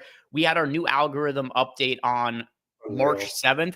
I've not had a single losing day since we had the algorithm update. So I've had just a ton of volume of bets, placing anywhere from 200, 300, 400 bets in individual days. And just that's really helped minimize some of the variance in my betting day to day. It's been an extremely profitable March. And if you guys want in on these tools, like I said before, promo code DANCE, get yourself 68% off. Eric, how are you going to approach this slate with the amount of backloaded games and players on the injury report? I'm not going to think about it too much. I think naturally I'm going to have a lot of late exposure, and I should be able to kind of maneuver around whatever news drops. Obviously, if you get Gordon, Jokic, Murray sitting, and it just becomes a full punt on Denver, I doubt we get Curry and Post sitting, but we'll see. Maybe that entire game becomes just an absolute free-for-all. Should be moving nearly a 240 total, and obviously that's in that late night window. We already got the Luka news, which was a little surprising. We have Tumani Kamara, who may or may not matter. I doubt it does. They have so many healthy bodies now off the bench. Might make Scoot Henderson. I mean, Simons has been knocking down shots for the first time, it feels like, all season, so that's fun. And then Indy. I mean, Indy is the one that could really kind of change things for me. If they end up sitting Halliburton, Nesmith, Turner, yeah, it's 8 p.m. Eastern time. Yeah, it's, the 3 games that are locking right in that window of time, but I got to think that they're going to become really, really important pieces to this slate. So backloading lineups, I'm not actively thinking about it because I think that there's, whether it's Justin Champagnie, I'm just like looking at my single entry lineup with all the Memphis pieces. I think no matter what, I'll have some type of late exposure in my 150 set. It's just a question if I'm building out, my one big lineup and like the Q stuff for today on DK, how I want to handle that news. Sure. And if you guys have any questions for us, hit us up as we go along here. Of course, if you are a Stokastic sub, you do get access to our Discord channel. Join that if you are a sub. You can ask us questions at any point in time over the course of the day while we're on show. So I'll be on the lookout for that. So as we have all this news that, we're going to be getting at some point, should be a really good day for the post-lock show that Josh and I do over on Playback, considering the amount of later starting games, the amount of guys who are questionable on the injury report. I do want to go through the players who are currently popular and see which of these players, Eric, are ones that we're pretty confident are going to remain a piece of our lineups throughout the night. Now, considering the amount of games on the slate, there's no insane amount of ownership. We have the most popular player on the slate being Deni Avdija at 35% projected ownership. The other players who are just over 30% owned, Luka Doncic, Kevin Huerter, Scottie Pippen Jr., Trey Jones. Now, obviously, of all these players, the one who has the flimsiest projection is going to be Scottie Pippen, simply because he's questionable to play. If he ends up, there we go. What does it even matter? What does it even matter? You try to have a discussion, and Aaron Nesmith out, Miles Turner's out, Tyrese Halliburton's out. Whatever. These ownership projections I wanted to go over don't mean shit right now. The one thing I will say, it's hard for me to imagine Luka won't be my favorite pay-up option on the slate. Is that the same for yourself? Facts. All right. So Luka, and not only is Luka a really good pay-up option, but as more value becomes available, like we just saw here with the Indiana Pacers, that's only going to make it easier to pay up for Luka Doncic. But let's talk about the implication of this. We now have the Indiana Pacers down 3 of their 5 starters. 60% of their starting lineup is not going to be out there for them today. What immediately stands out to you about the Pacers, Eric? Yeah, first thing that's going to stand out to me is how we go about projecting out Obi Toppin, because he's going to look ridiculous without Nesmith, without Miles Turner. Thomas Bryant, we're going to have a discussion about looking at his price tag, $3K flat. What are we actually doing with our lives? And then the TJ McConnell piece, in addition to Andrew Nembhard, because TJ McConnell is 4K. I mean, these are just broken prices on Indy. It's a tough matchup against Minnesota, but we play fantasy sports and it's price. Price matters so much. And these Indy prices came way down on all the ancillary pieces as they got healthier. And then today they just decided to say F it. And I was kind of worried about it. That's what I was talking about at the beginning of our program. But I assume Thomas Bryant's going to be the most popular play of the entire slate. I assume Obi Toppin's going to be probably the second or third most popular play of the entire slate. I think TJ McConnell's going to be one of the top 5 plays of the entire slate. Even coming off the bench, his rates are just absurd. They're asinine without TJ McConnell out there. And then Andrew Nembhard, 5,600 for him, shooting guard eligibility. I know he's not the sexiest play in the entire world, but like him, Benedict Mathurin at 4,400, they just look ridiculous. Like this is an entire team that should get crazy amounts of ownership now that the news broke with all 3 of them sitting. Shout out to Yobi Trice, who left us a super chat. There's no question, just a sticker of a banana, it looks like there. So Yobi, banana. Thank you for the banana. We appreciate it. Everybody can use a little bit of potassium in their life. So I'm really interested to see what the starting lineup ends up being for the Pacers. And then, of course, what the ownership is and all of the player updates, because they've got a lot of NPCs who they've got active for today, Eric. Like they got guys like Ray J. Dennis, which he spells his name Ray J, like a Ray and then a J at the end. So Ray J. Dennis, Enrique Freeman. We got Quentin Rampage Jackson. He's back in the mix here for the Pacers. What is and neither of us are all that likely to be correct here. What is your best guess for a starting 5 for Indiana? Nembhard point, Benedict Mathurin shooting guard, Obi Toppin power forward, Thomas Bryant center, Jarris Walker probably starts. I think Jarris Walker probably ends up being the guy. Like, I don't think they start Ben Shepherd. They could go Nembhard, Shepherd, Mathurin at the 3, but my best guess is Nembhard, Mathurin, Walker, Toppin, Bryant. Okay, so I am going to guess. I'm kind of inclined to just guess they do the random Jackson start, because they did it a lot earlier in the year, if you remember. Jackson started. How many games did they start him for? Yeah, he's on a 2-way, so he's back in their wheelhouse here, ready to rock. There were a couple games, yeah. Quentin Jackson had starts. He's only played in 21 games for the Pacers. He started 7 of them. That's kind of funny, actually. Like it's hard. He hasn't been with the team, so it's hard to guess him. But it wouldn't be stunning to me because they've done it at other points in times this year. Ben Shepherd was out for a month. Don't forget that. Ben Shepherd was out from like the middle of November until the middle of December. And I think you would have had Ben Shepherd starting over him in all of those situations. Maybe they also had that game the other day where they went with a really weird starting lineup. What was it? Yeah. Walker, I think, was part of it. That's why my brain is going Walker, but yeah, I think the starting front court is going to be Walker and Bryant. And then I think the backcourt is going to be Nembhard, Mathurin, and then one of either Ben Shepherd, Quentin Jackson, or something else they feel like doing. But my best guess, here's going to be my final answer. My final answer is going to be Nembhard, Shepherd, Mathurin, Walker, Thomas Bryant. That's the 5 I'm guessing. I think that makes more sense. I said Obi Toppin earlier, mainly because Obi Toppin, whether he starts or not, he's one of the best players on the slate.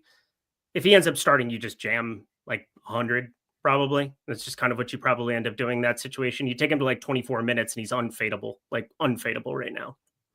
Yeah, so that's where I'm at right now with what I'm expecting for the Indiana Pacers. And then another part of this that, some of this could change when we get the actual projection updates. Then you and I could dive into it a little bit more. But this game starts relatively early, Eric. Not right at the 7:30 p.m. start, but it does start at 8 p.m. There's a good chance we're not going to have the starting lineup until after the show ends. It might be something that comes to us during the playback show that Josh and I do.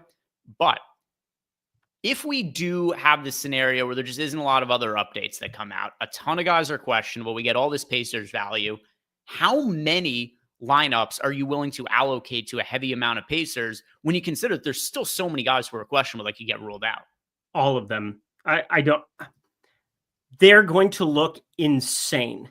And yeah, they have Ray J. Dennis, Enrique Freeman, Quentin Jackson, James Johnson, Tony Bradley. Looking at some absolute ridiculousness behind it, but I doubt any of those guys you're going to even put 12 minutes to, 15 minutes to, unless you get a surprise start, like you said, Quentin Jackson. But I'm inclined to think that the price tags are just way too low on Indy. That's really what it comes down to. I mean, I haven't looked at the FanDuel slate at all today. They didn't have the one game because obviously the Lakers have a makeup from the fires. And that's the reason that FanDuel didn't have it there because it wasn't originally on the schedule. I probably, let me just pull it up here on Indy because this is where it gets interesting to me because the price tags are just completely different. Neesmith 5,800, Nembhard 5,400. Nembhard's actually a better play on FanDuel, which is nuts. You got Matherin 5K, too cheap. Toppin too cheap, 4,400. Thomas Bryant 4,300. Not a freebie like a flat 3K Thomas Bryant. And Jarris Walker 3,900. They're priced more appropriately, 5,100 TJ McConnell. You could be more backloaded, I think, on FanDuel. DraftKings just kind of made it impossible with the prices. I mean, that's my major concern is that when we get the update, Obi Toppin is 3,600. Thomas Bryant is 3K flat. Jarris Walker 3K flat. TJ McConnell 4K. Everybody's 3K too cheap for the situation now. Yeah, I mean, just everybody's. The biggest concern that I have here is, let's see, what is the updated spread now? My biggest issue, well, I think they're still going to get blowout run there. A lot of those guys, Jarris Walker should. I don't think Toppin gets blowout run or Nembhard or McConnell. But even if they don't, I repeat, you have such a cushion because of these price tags. There's so much meat on the bone at these numbers. And it's not an asinine total. I mean, I want to see this adjusted total. That's definitely going to be the thing that changes in the sheet because I was on the under of this game hoping that Halliburton would sit. It was 231 yesterday. When I got it, it's 228.5. It's going to come down another 5 or 6 because you look at the on-off court numbers. They're 11 points worse per 100 possessions with Tyrese Halliburton off the floor. Yeah, they're horrendous offensively without him so far this year. They get better defensively, as you might expect, by a noticeable margin, but way more so, this total should be plummeting to the 222, 223 type area very, very shortly. Yeah, it is 225 is where the total is at. Everything's been updated, at least at the sports books, for the news of Halliburton, Miles Turner, Pascal Siakam. He's also out today. Almost anybody with a pulse is out for the Pacers today, which is actually kind of funny. We got a super chat here from a 1-2, which I know he's joking when he says this, but he says Johnny Furphy is out. Oh, sorry. You know what? I thought he was saying that Johnny Furphy is going to ruin everything, meaning he was going to be the guy who crushes for the slate. But yeah, Johnny Furphy also out. I mean, the Pacers, there was no man who was absolutely a lock to end up playing on today's slate. But yeah, no Johnny Furphy, no Tyrese Halliburton, no Miles Turner, no Aaron Neesmith, no Pascal Siakam, no Isaiah Jackson. He's been out for forever. When we get that projections update, we'll update the projections on screen and we'll go over it with you guys. Let's see if there was any other questions that came into us from Discord. And yes, we have one from 34 Midway Monster. He says, do you skip any games today? Not intentionally, but there's going to be so much value on the slate that I'm sure there's certain teams that are just not going to show up in very many lineups, but I'm not going out of my way to remove a game or a team from the contest generator or the Sims or anything like that. For yourself, Eric? No, not at all. Yeah, that's how I see it as well. Coach DFS says, one bullet DK, who is must play? All right, if you're playing one lineup, just one lineup today, who are the players that we consider must plays? All right. So while still waiting on some updates, there's going to be Pacers guys, right? So like Obi Toppin, and still waiting on the starting lineup here, but Obi Toppin's probably going to be one. TJ McConnell's probably going to be one. Thomas Bryant's probably going to be another one. Those are as of right now, those are who I assume are going to be my 3 favorite Pacers. Jarius Walker, another one, if he ends up starting. Luka as my favorite pay-up option. In the mid-range, Denny looks really good right now. I do wonder if that falls by the wayside a little bit as we go along here, Eric, where as more players get ruled out, I wonder if I lose some Denny and other mid-range guys, and then instead, like, I just get to more of Luka and maybe even more of Jokic as well. But who else are you considering must-plays if you're playing one lineup? Benedict Mathurin, TJ McConnell, Obi Toppin, Thomas Bryant, 4 Pacers I'm considering right now, probably 3 of the 4 at least. And then Luka and potentially Jokic. Like, Jokic is 13K, which is just asinine. But if I'm going to play like 3-4 of these guys, you best believe I'm just going to the tippy top for the 2 guys that are in the 60s for points projection. I assume Jokic's ownership comes way up from like the 7% he's bet at all day once this gets updated, because now you just get this influx of guys that are going to be projected for 28, 30, 32 fantasy points that are around 3,600, 3K, 3,600, 4K. Thomas Bryant, I just did a rough update on the side here before we got everything thrown in. 30 minutes of Thomas Bryant looking like the best option on the entire slate to me. He's like a 1.05 DraftKings points per minute guy. I can't imagine that I would play any lineup without him today at the moment, just like what I'm looking at. But yeah, you're playing, I'll spend up between Jokic and Doncic, if not both, and 3 of those 4 Pacers. So like gave you an assortment of ways to go. Yeah, and we did just get a projections update. Ownership will be updated in a couple of minutes here. Here's what we got for you guys. We have just an insane amount of value. The aforementioned Thomas Bryant, Eric, we have him project for 33.5 fantasy points at min price. I mean, 33.5 fantasy points is just an average projection for Thomas Bryant. Like, he could fall well short of his projection and still crush the slate. Like, if you get him scoring 25, like which is not even close to his projection. Like, you look at 25, if he scored 25 fantasy points, that is 25% lower fantasy points than we have him projected for. He's still looking pretty damn good. So we got Thomas Bryant in for 33.5 fantasy points. Benedict Mathurin, 32.5 fantasy points. Obi Toppin in for 31 fantasy points. TJ McConnell for 30.5. Andrew Nembhard for 30.5. Jarius Walker, who looks like we are projecting to be the 5th starter there, he's in for just under 25 fantasy points. And then nobody else projecting all that well for the team. 15 fantasy points for Ben Shepherd, 14 for Tony Bradley. We got 11.5 for Quentin Jackson. And any of this surprising to you in any kind of way, Eric, or any takeaways? No, I just threw it all into my sheet. I'm going to run a sim and have a better idea because, again, I can kind of like eyeball it and have an idea of what's going to happen with the data, but I just don't see how you don't play infinity amounts of these guys. It's just unavoidable. All 3 ended up out. I was kind of just thinking 1 or 2 would end up getting ruled out. Like, we'd get Halliburton in, Miles Turner, Nesmith. Like, I'm a little surprised to see all 3 sitting. So it just creates such a chasm.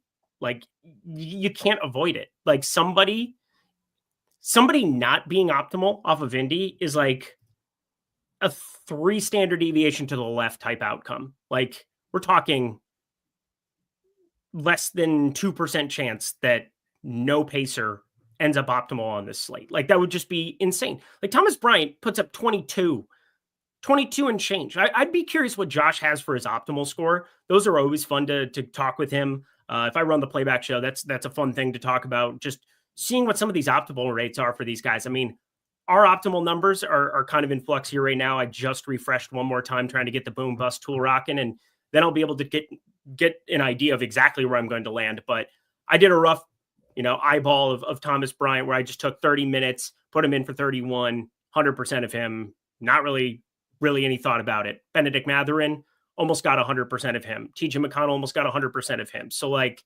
it's a really rough run. I'm very curious, though, what happens with this 5th starter, like a Jarius Walker. Because if people are afraid to play 5 Pacers, well, screw it. I mean, if you're going to be invested in 4, maybe you just click every single one in single entry with the 2 studs and move on with your life, and we just dupe train it. Yeah, and just got the data refreshed on screen. You guys could see here.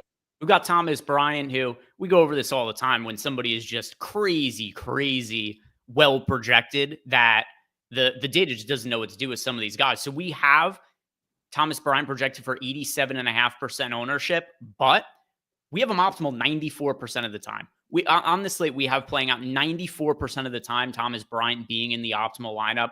Benedict Mathurin nearly 60% owned. Obi Toppin 55% owned. TJ McConnell 37% owned. Andrew Nembhard, he's the one guy who's going to play big minutes who isn't all that popular from the team. Only 6% projected ownership going to him. And then Jarius Walker in at 33% projected ownership. Now, as far as Nembhard goes, this isn't massively surprising to me, Eric, even though he projects pretty well for his salary. Like, unless we're building lineups that have 7 Pacers players, just because of what his price is and all these guys projecting right around 30 fantasy points, he's pretty clearly the weakest option just because of his salary being, $2,000, $2,500 more than some of these guys with the same projection on all of them.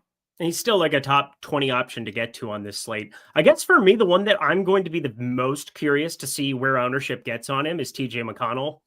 I think people have started to get a little gun shy on him. Like, it feels like his ownership comes in lower than I have expected. Now, this might just be me making something up in my head. Wouldn't be the first time I see ghosts, but I very much feel as though TJ McConnell at 4K, look how many other point guards were super chalky earlier in the day. We had Scottie Pippen Jr. pulling infinity ownership. He's going to come down. Tyus Jones was pulling infinity ownership. He's going to come down. His brother, Trey Jones, going to come down way from what? He was 30%, 35%. He's going to come way down. This push and pull at point guard specifically is going to be an interesting talking point because, like, I'm with you 100%. Bryant, Toppin, Mathurin, those 3 look unassailable to me. But TJ McConnell, if he ends up crazy chalky, there's a world where I could potentially slide over to some more late exposure and maybe I find ways onto some of these other pieces. But we really got to get an idea of like where that ownership is going to land on some of those guys. Because if they're just popular throughout the day and people don't want to play TJ McConnell, you should just jam him 100% too. I mean, he's projected for 37% ownership. I think it's pretty unlikely people aren't going to play him.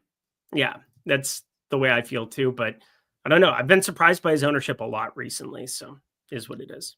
Look at the FanDuel side of things and look at what the Pacers ownership projections are over on FanDuel. And then we'll just look at the overall updated ownership and see, to what you had said before, what this Pacers value is meant for all of the other options who are available on the slate for FanDuel. We've got where some of these guys are a little bit more expensive, still clearly very strong options. But Benedict Mathurin projected for 47% ownership, 35% ownership to Thomas Bryant, 33% ownership to Obi Toppin, 27% ownership to TJ McConnell, 21% ownership to Andrew Nembhard. Him and McConnell are basically the same price over on FanDuel, with Nembhard also having shooting guard eligibility. Then Jarius Walker, 16% owned. So the difference between these guys on FanDuel and DraftKings, FanDuel preemptively priced them up a little bit because of the guys on the injury report. So still too cheap of price points, but there's a difference when Benedict Mathurin is 5K as opposed to, I think, 42 or 4,400 or something is his price over on DraftKings. Yep. Thomas Bryant, $4,300 instead of the flat min. Obi Toppin, $4,400. TJ McConnell, $5,100. Andrew Nembhard, actually a little bit cheaper over on FanDuel, $5,400. And then Jarius Walker, $3,900. Anything that you see as being other big differences between FanDuel and DraftKings as far as the Pacers go? No, I had that feeling. I mean, I wanted to talk through FanDuel while we were, going back and forth, waiting for everything to get updated. Now that it looks exactly like what it should be. You could see very clearly DraftKings, you can't avoid Indy. You can avoid Indy to some extent and find ways away from it. Like, there's price tags that can fail on FanDuel is probably the right way of putting it. It's really hard for these price tags to fail on DraftKings today. It just is. Yeah. Like a couple, not every player from the Pacers is going to have a great game, but a couple of them will unavoidably, even if the game's a blowout. Like it's very unlikely that some of these 3K guys won't be putting up 25 plus fantasy points or something along those lines. So I assume every single lineup I build will have at least 2 Pacers in it, Eric. I would be shocked if it wasn't the case. Again, it just broke that way. Didn't expect it to, but obviously you roll with the punches, and the punches are people who don't play the Pacers. They are not going to be happy. And here are the most popular players over on FanDuel. All these guys project for north of 30% ownership, the most popular being Benedict Mathurin, went over his ownership before. Thomas Bryant, Kevin Huerter, Trey Jones, Obi Toppin, Kobe White, and then TJ McConnell just under that 30% mark. Those are your most popular options over on FanDuel. Now for the updated DraftKings ownership, we have, let me take the Pacers filter off. We have for ownership over on DraftKings just some way more pronounced crazy chalk because of the price that we mentioned before. But Toppin, Mathurin went over their ownership. Here's a big change. Luka now over 50% owned as opposed to being just over 30%. This is because people need somebody to pay up for. And the reason that Luka ends up being more popular than Jokic, other than LeBron being out, positionality. If you're going to have this much ownership going to Thomas Bryant, we've got north of 80% projected. It leaves a lack of lineup spots to be able to play Jokic because one of them is going to be taken up there by Thomas Bryant. That's why I also do think that Luka, better pay up option than Jokic, positionality being the main reason why. Then you got Obi Toppin as well, north of 50% owned. These guys just over 30% owned on DK, TJ McConnell, Jarace Walker, Cade Cunningham, Denny Avdia has dropped from mid 30% ownership down to 28%, Kobe White 25%, nobody else north of 20% owned. So Eric, we've got all this ownership going to Luka now. Is he going to be a priority spend up option, or is there somebody else you have your eye on to maybe differentiate lineups? Nope, it's Luka. You can play 3 guards. You can only play 2 centers. Thomas Bryant's going to eat up so many of those spots. And then just building out lineups here, I'm still going to be overweight to Jokic. I don't think that that's going to be all that difficult, but I do have a lot of interest in some of these mid-range spend ups. Like, again, in an effort to get somewhat different, let's hope Jokic just only puts up 65 tonight.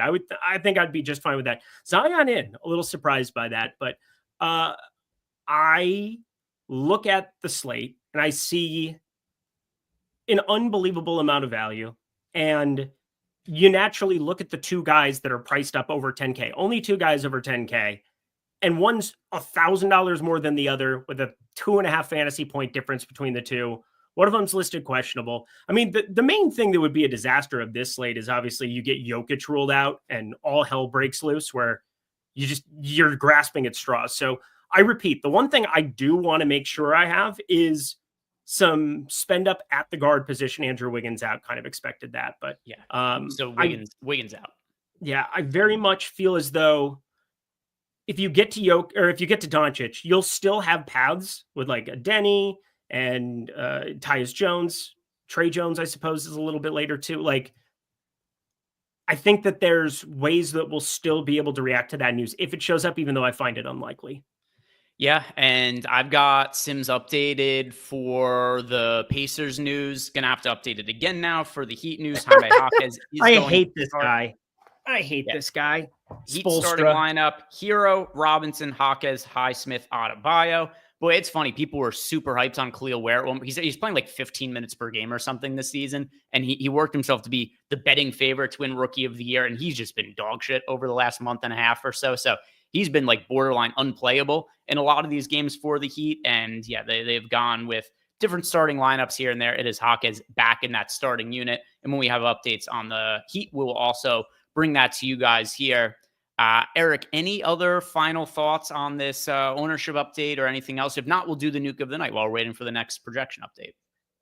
No, I think Eric Spoelstra is a fake sharp. I've said that for a while now. I thought he was awesome. And now I'm just so mad at this guy all the time, whether it's Highsmith or not recognizing how to best utilize Ware, not making him, a backup 5 earlier, start him alongside Bam Adebayo and try to figure it out. And I don't know, there's just so much stuff that I thought Eric Spoelstra was better at, but I suppose that's what happens when we have LeBron James, Chris Bosh, and Dwayne Wade. You're going to look pretty good.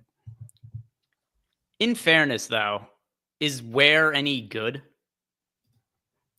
I think that there's a lot of talent there. He's a rookie. I mean, how many times do we see rookies struggle for an entire rookie year and then sophomore year, things just kind of take off. They go to a different place and you start seeing the ability come to fruition. Like Khalil Ware has raw talent. There's no denying that you watch him play basketball, but he just kind of does dumb stuff. He doesn't have great basketball IQ out on the floor. He'll take some like ill-advised threes from time to time. He's not very good at, there's really nothing he can do off the dribble, which I find to be a little surprising too. Doesn't really have a post move.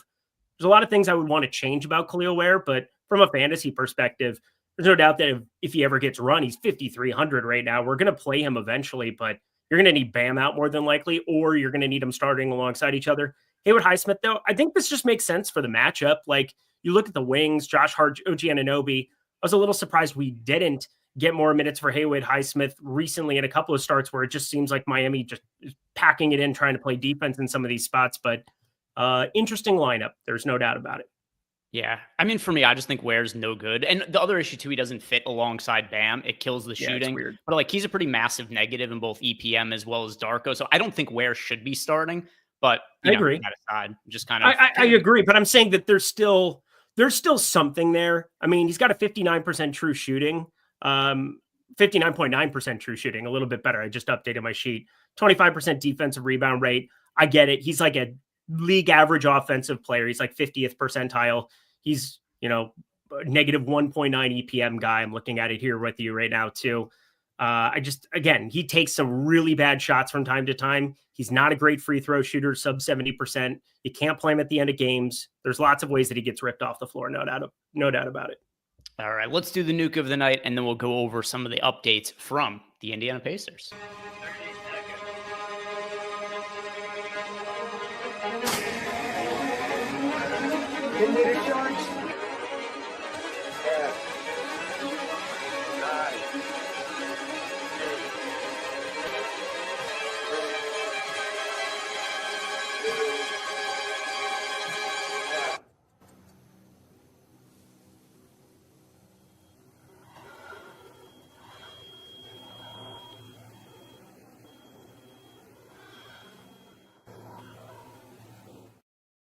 All right, Eric, here we go. Time for the nuke of the night, and we got infinity value here on the Pacers. I realized I misspoke right before I meant to say heat update, but not a big deal. What do you want to give out here for the nuke of the night? I've got a particular direction I want to be going in, but I'm curious what your thoughts are. Yep, I've got this one. He was always going to be the nuke of the night. It's weird because I don't have any bets out on him, and yet I'm kind of obsessed because when you talk about like nuke of the night, one thing is you can look at the raw projection, but you can also think about what the minutes upside could be for a guy. And I want to shout out the first game of the night that nobody's really paying attention to. The aforementioned Khalil Ware, not going to be on the floor there. It's going to be Bam Adebayo, Highsmith, so on and so forth. I'm obsessed with Karl Anthony Towns on this slate. I don't think he is getting nearly enough love for what he is without Jalen Brunson on the floor. Jalen Brunson, when they're sharing the floor this season, 1.33 DraftKings points per minute. You take Jalen Brunson off the floor, Cat is like borderline elite fantasy basketball player, 33% usage, 21.4% total rebound rate, and a 33% usage. Don't forget, Jalen Brunson's been out here for a couple of games. Where were the Knicks? They were on a road trip. They have not played a home game. Cat has not played a home game since February 20th against the Bulls. He had routinely been playing minutes into the 40s. He played 39 minutes against Portland. That was pretty recent there too. Got into massive foul trouble against Golden State, which I think really is capping what his ownership would have been. If he had played the full 39 minutes of that game, he would be 30% owned on this slate. And it sucks because I'm a Timberwolves fan. It hurts my feelings, but I am going to be rostering a ton of Pacers today up against that tough Minnesota defense because of price. And I'm also going to be playing an infinite amount of 6% owned Karl Anthony Towns, your nuke of the night. Yeah, so I have two pay-up options that I'm pretty well overweight to the field to. One of them is Nikola Jokic. It's just so easy to get overweight to the field to him when he's only projected for ownership in the teens. But the one that I get even more overweight to the field to right now, which I actually like because it correlates with other parts of our lineups, Anthony Edwards. Yep. And Edwards, just 10% owned at $9,200 or $9,300. Now, obviously, there's going to be blowout risk here because everybody's out for the Indiana Pacers. But in a game where this stays competitive, you've got Ant going up against like second and third stringers of the Indiana Pacers. And this is something that's become a pretty key strategy for me in the later stage of this season, really throughout the year, but especially this time of year, Eric, is when we have this kind of unassailable cheap value, I like to look for pay-up options like John Morant the other day, where I don't want to differentiate my lineups by getting away from the really good value chalk. It makes the most sense to me to find some of these low-owned pay-up options that clearly have significant upside and maybe correlate with our lineups like Anthony Edwards and use them to make our lineups look a little bit different. Because all it takes, if you play, one or two guys that are sub 10% owned, you got a pretty different looking lineup. I think it makes sense with you on Cat. The reason I don't go to Cat myself is just because of the positionality. The center, if I'm going to be getting different paying up for center, I prefer going to Jokic. Give me Anthony Edwards. I think that him at $9,300 on DraftKings, even a lower ownership on FanDuel, I like paying up for him to get our lineups a little bit different. And listen, if the Timberwolves go out and just destroy the Pacers and none of the starters are playing in the fourth quarter, my lineups are kind of fucked for the night anyway. Totally see it. But for what it's worth, Ant and Cat, both in my single entry, my $1,500 Q on DK today. Let's get in the World Championships. Let's have a day. Let's see if there was an update on the Heat. If we've got that projection update. If not, we'll start answering some of your guys' questions. We actually did just get a projections update. So let's filter by the Miami Heat here, and then we will answer the rest of your questions after we go over the updates. So here's what we got. Jaime Jaquez Jr. now in for 24.5 fantasy points at 4K. So he looks serviceable now. With that said, serviceable is like he'll probably show up in like 10 to 15% of lineups for me, just kind of eyeballing it. But with that said, Eric, there's so many better value options on the slate that this is a spot where maybe, a month and a half ago, Jaime Jaquez is in like 50% of lineups. Not going to be the case today, considering all the other amount of value we have on the slate. So 24.5 as a projection for him. Bam Adebayo, Tyler Hero, neither of them look great. Khalil Ware, 24 fantasy points for him at $5,300. Duncan Robinson starting at 21 fantasy points. No real massive interest there. The only thing that really stands out to me, it's Jaquez right now. Same for you? Is there something else you say? Nope. I want to play zero of him. Just about zero. Interesting. I doubt I get to a lot. I'll rerun it. But 4K, he's 6X. I suppose I'll get to some, but I have concern about the minutes, and if he gets chalky. How many times have we seen this year with Spo? You get a chalky Jaime Jaquez, and we'll see how chalky he actually gets when it's all said and done. He has had more secure minutes recently, 31-27, but those were also very wonky games. The Boston one was a little bit out of hand, even though it only ended up being a 12-point difference.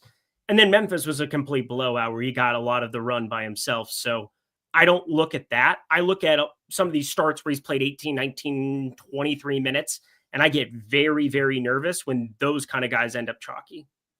He's gotten hurt in a couple of starts too, hasn't he?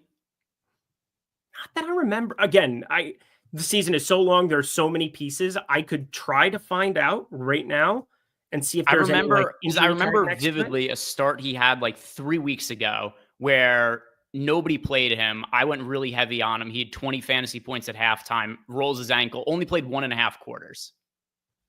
Yeah, he turned his ankle. What game was that? It was a right ankle turn. It was like where is this? I'm going to find it.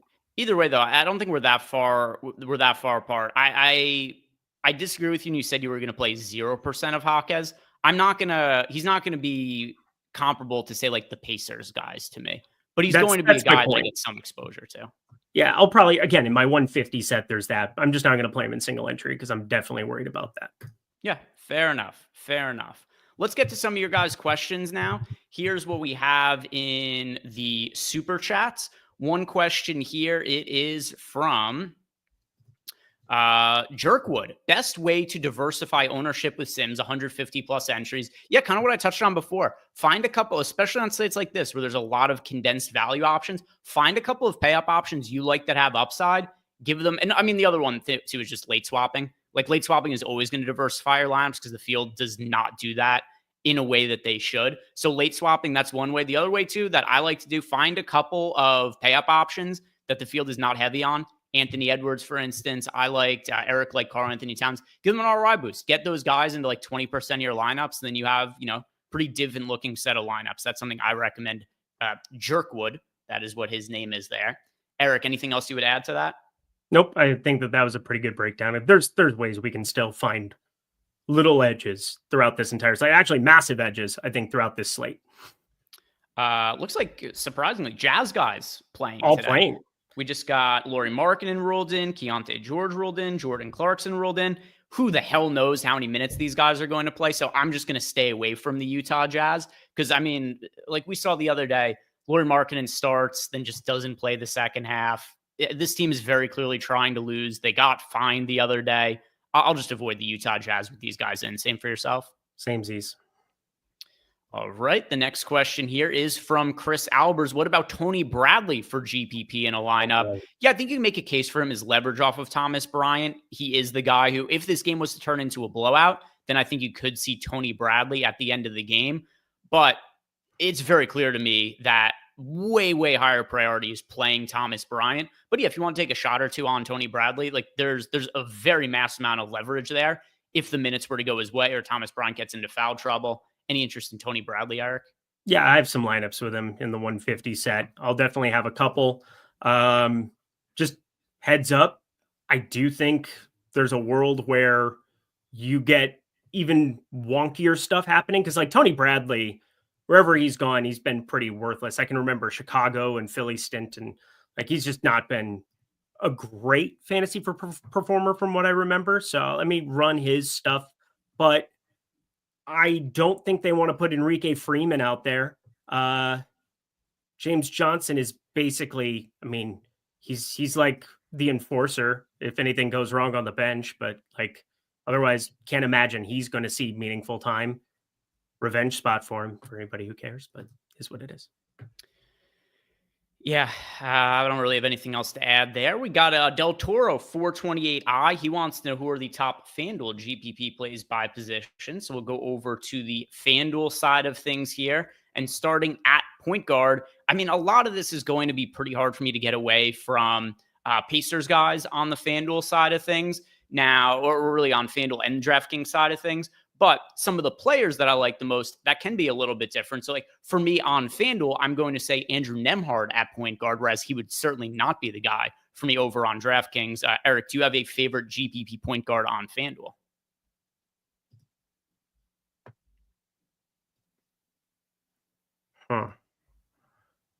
Going through it here right now.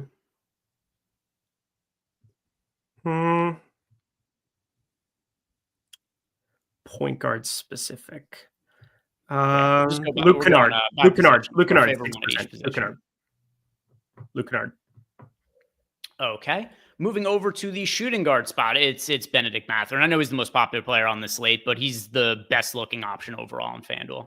Correct. Yeah, I guess if we're just going the chalky route, it would have been Trey Jones, but I very much am looking at leverage guys, both sides. I'm not going to play FanDuel today, though. I can't manage it all. At small forward over on the FanDuel side of things, Kevin Huerter. I'm going to stick with Ant Edwards at 14% ownership. Kevin Huerter. Okay. At power forward over on FanDuel, that's going to be Jarace Walker for me, who's not crazy popular, 21% owned. So, you know, like some ownership, but it's not like he's mega chalk or anything like that. He's 3,900. He's your best sub 4K option, I think, on the entire slate on FanDuel. Yeah. Caveat being, obviously, is that he has to start. If he's coming off the bench, then he's, you know, still in play for me, but he's not like my favorite power forward option in that kind of scenario. Now, finally, at center, what do you have at center, Eric? Thomas Bryant. Yeah, I want to try to go in a different direction, but, you know, he's 24% owned. It's not like it's anything crazy there. The only thing, once again, is we just have to confirm that he's actually going to be starting. As long as that's the case, Thomas Bryant looking like a top option on both FanDuel as well as DraftKings especially, but FanDuel as well.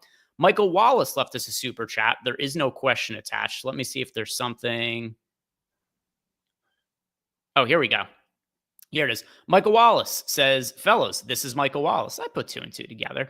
The second time in a row I bought a super chat, but it went blank. Could you please answer last man in Okay. So Jones or McConnell. So for Tyus Jones or TJ McConnell, I prefer TJ McConnell. TJ McConnell, just 1v1. I mean, you're leaving $300 on the table, but he's better projected too. Yep, that is the direction that I want to be going there as well. The next question that we have here, it is coming to us from Austin. Austin Tilley says, crazy, but could you boost Jokic and Doncic to the ceiling and let late swap decide what comes of it?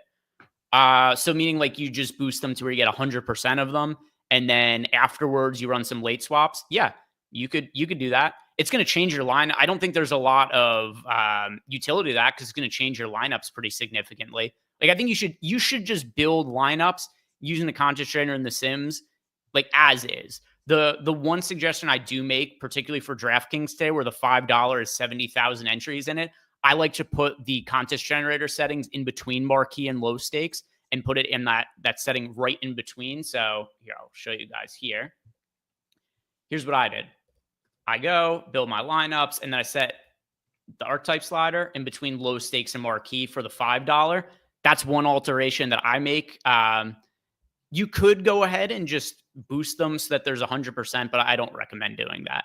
Yeah. Jeff Williams is returning the favor for the Spencer Dinwiddie bet. He says, take the Knicks second half line. Okay. Noted.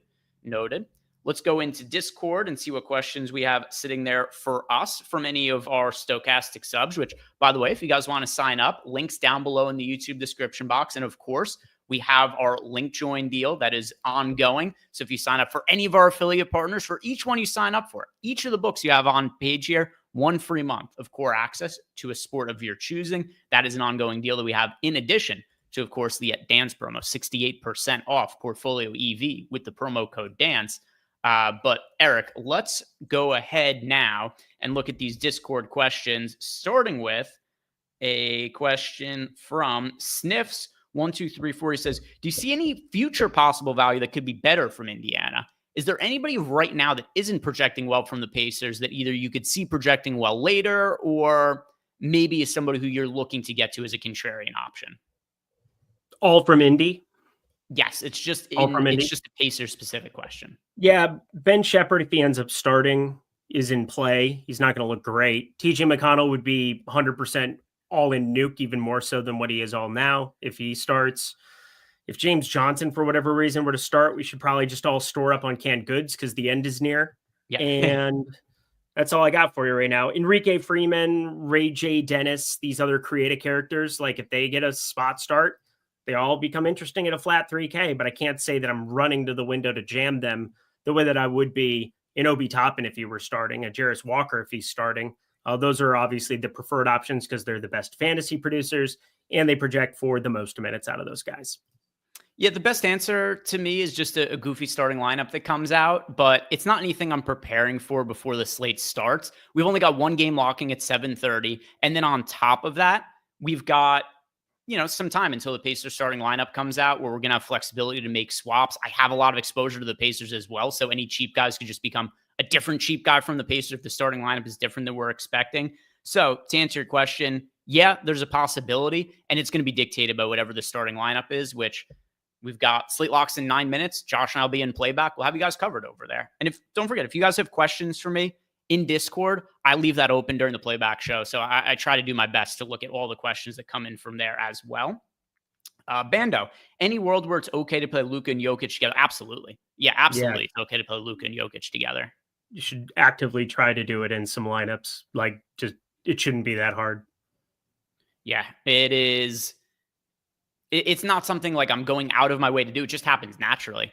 Like I have Luka now in 67% of lineups in my final update, at least my final update pre-lock. Luka in 67% of lineups, Jokic in 34% of lineups. That's overweights the field on Luka, overweights the field on Jokic, more than 2x the field on Jokic at his current projected ownership. King Yusuf wants to know, how do we feel about Anthony Simons in DK GPPs? And he says, if we like him, can he be played with Denny Avdia?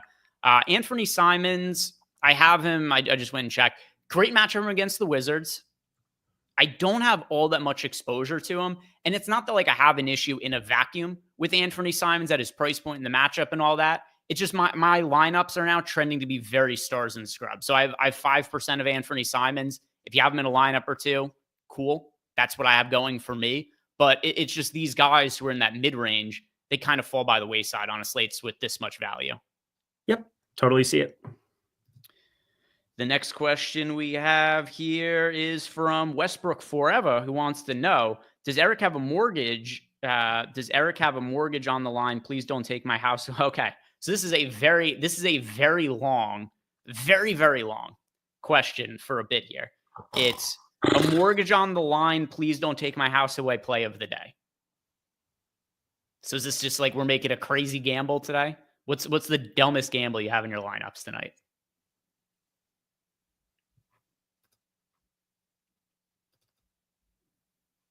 I have, I mean, Luke Kennard, I'm definitely over on.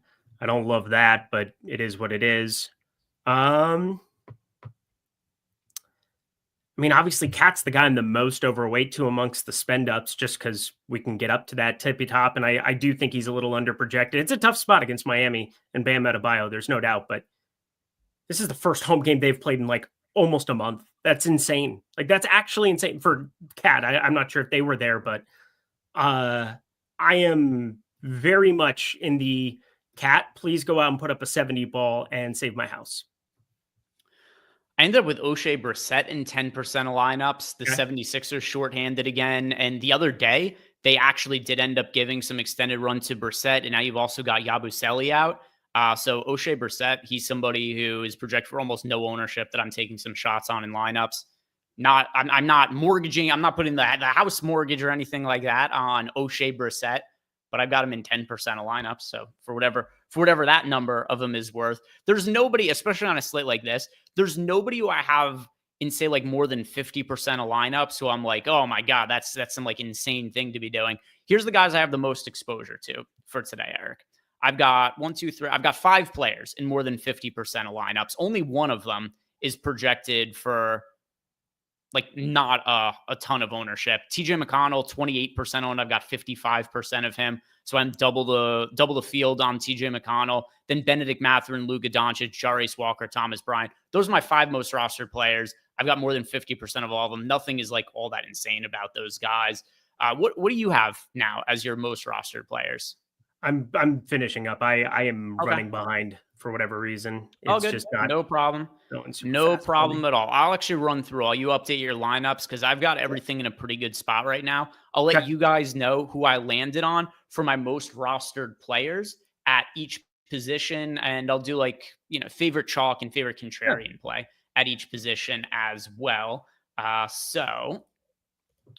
And got final ownerships, showing that for FanDuel on screen here as well. At point guard for me, most overall exposure is to Luka. He's also my favorite chalk play at the position.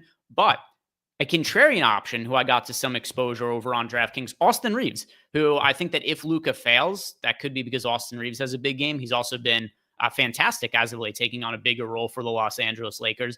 At shooting guard, there's no real crazy chalk at the shooting guard position. There's actually only one player more than 15% owned. That's Kobe White. And I'm also underweight to the field on that mark. So shooting guard, I'm pretty spread out at. I don't have like one guy who I have a ton of. I have the most of Kevin Huerter, but once again, it's not all that much of them. Contrarian options, Anthony Edwards, as well as Austin Reeves. 2 guys project for single-digit ownership, so pretty easy to get like 3x the field on those guys. At small forward, my favorite chalk option is Benedict Mathurin. My favorite contrarian option at small forward, it actually is Jaime Jaquez Jr. We talked about before. He's only 8% owned, so do like him as a lesser owned option. At power forward, Jarius Walker, my favorite chalk option.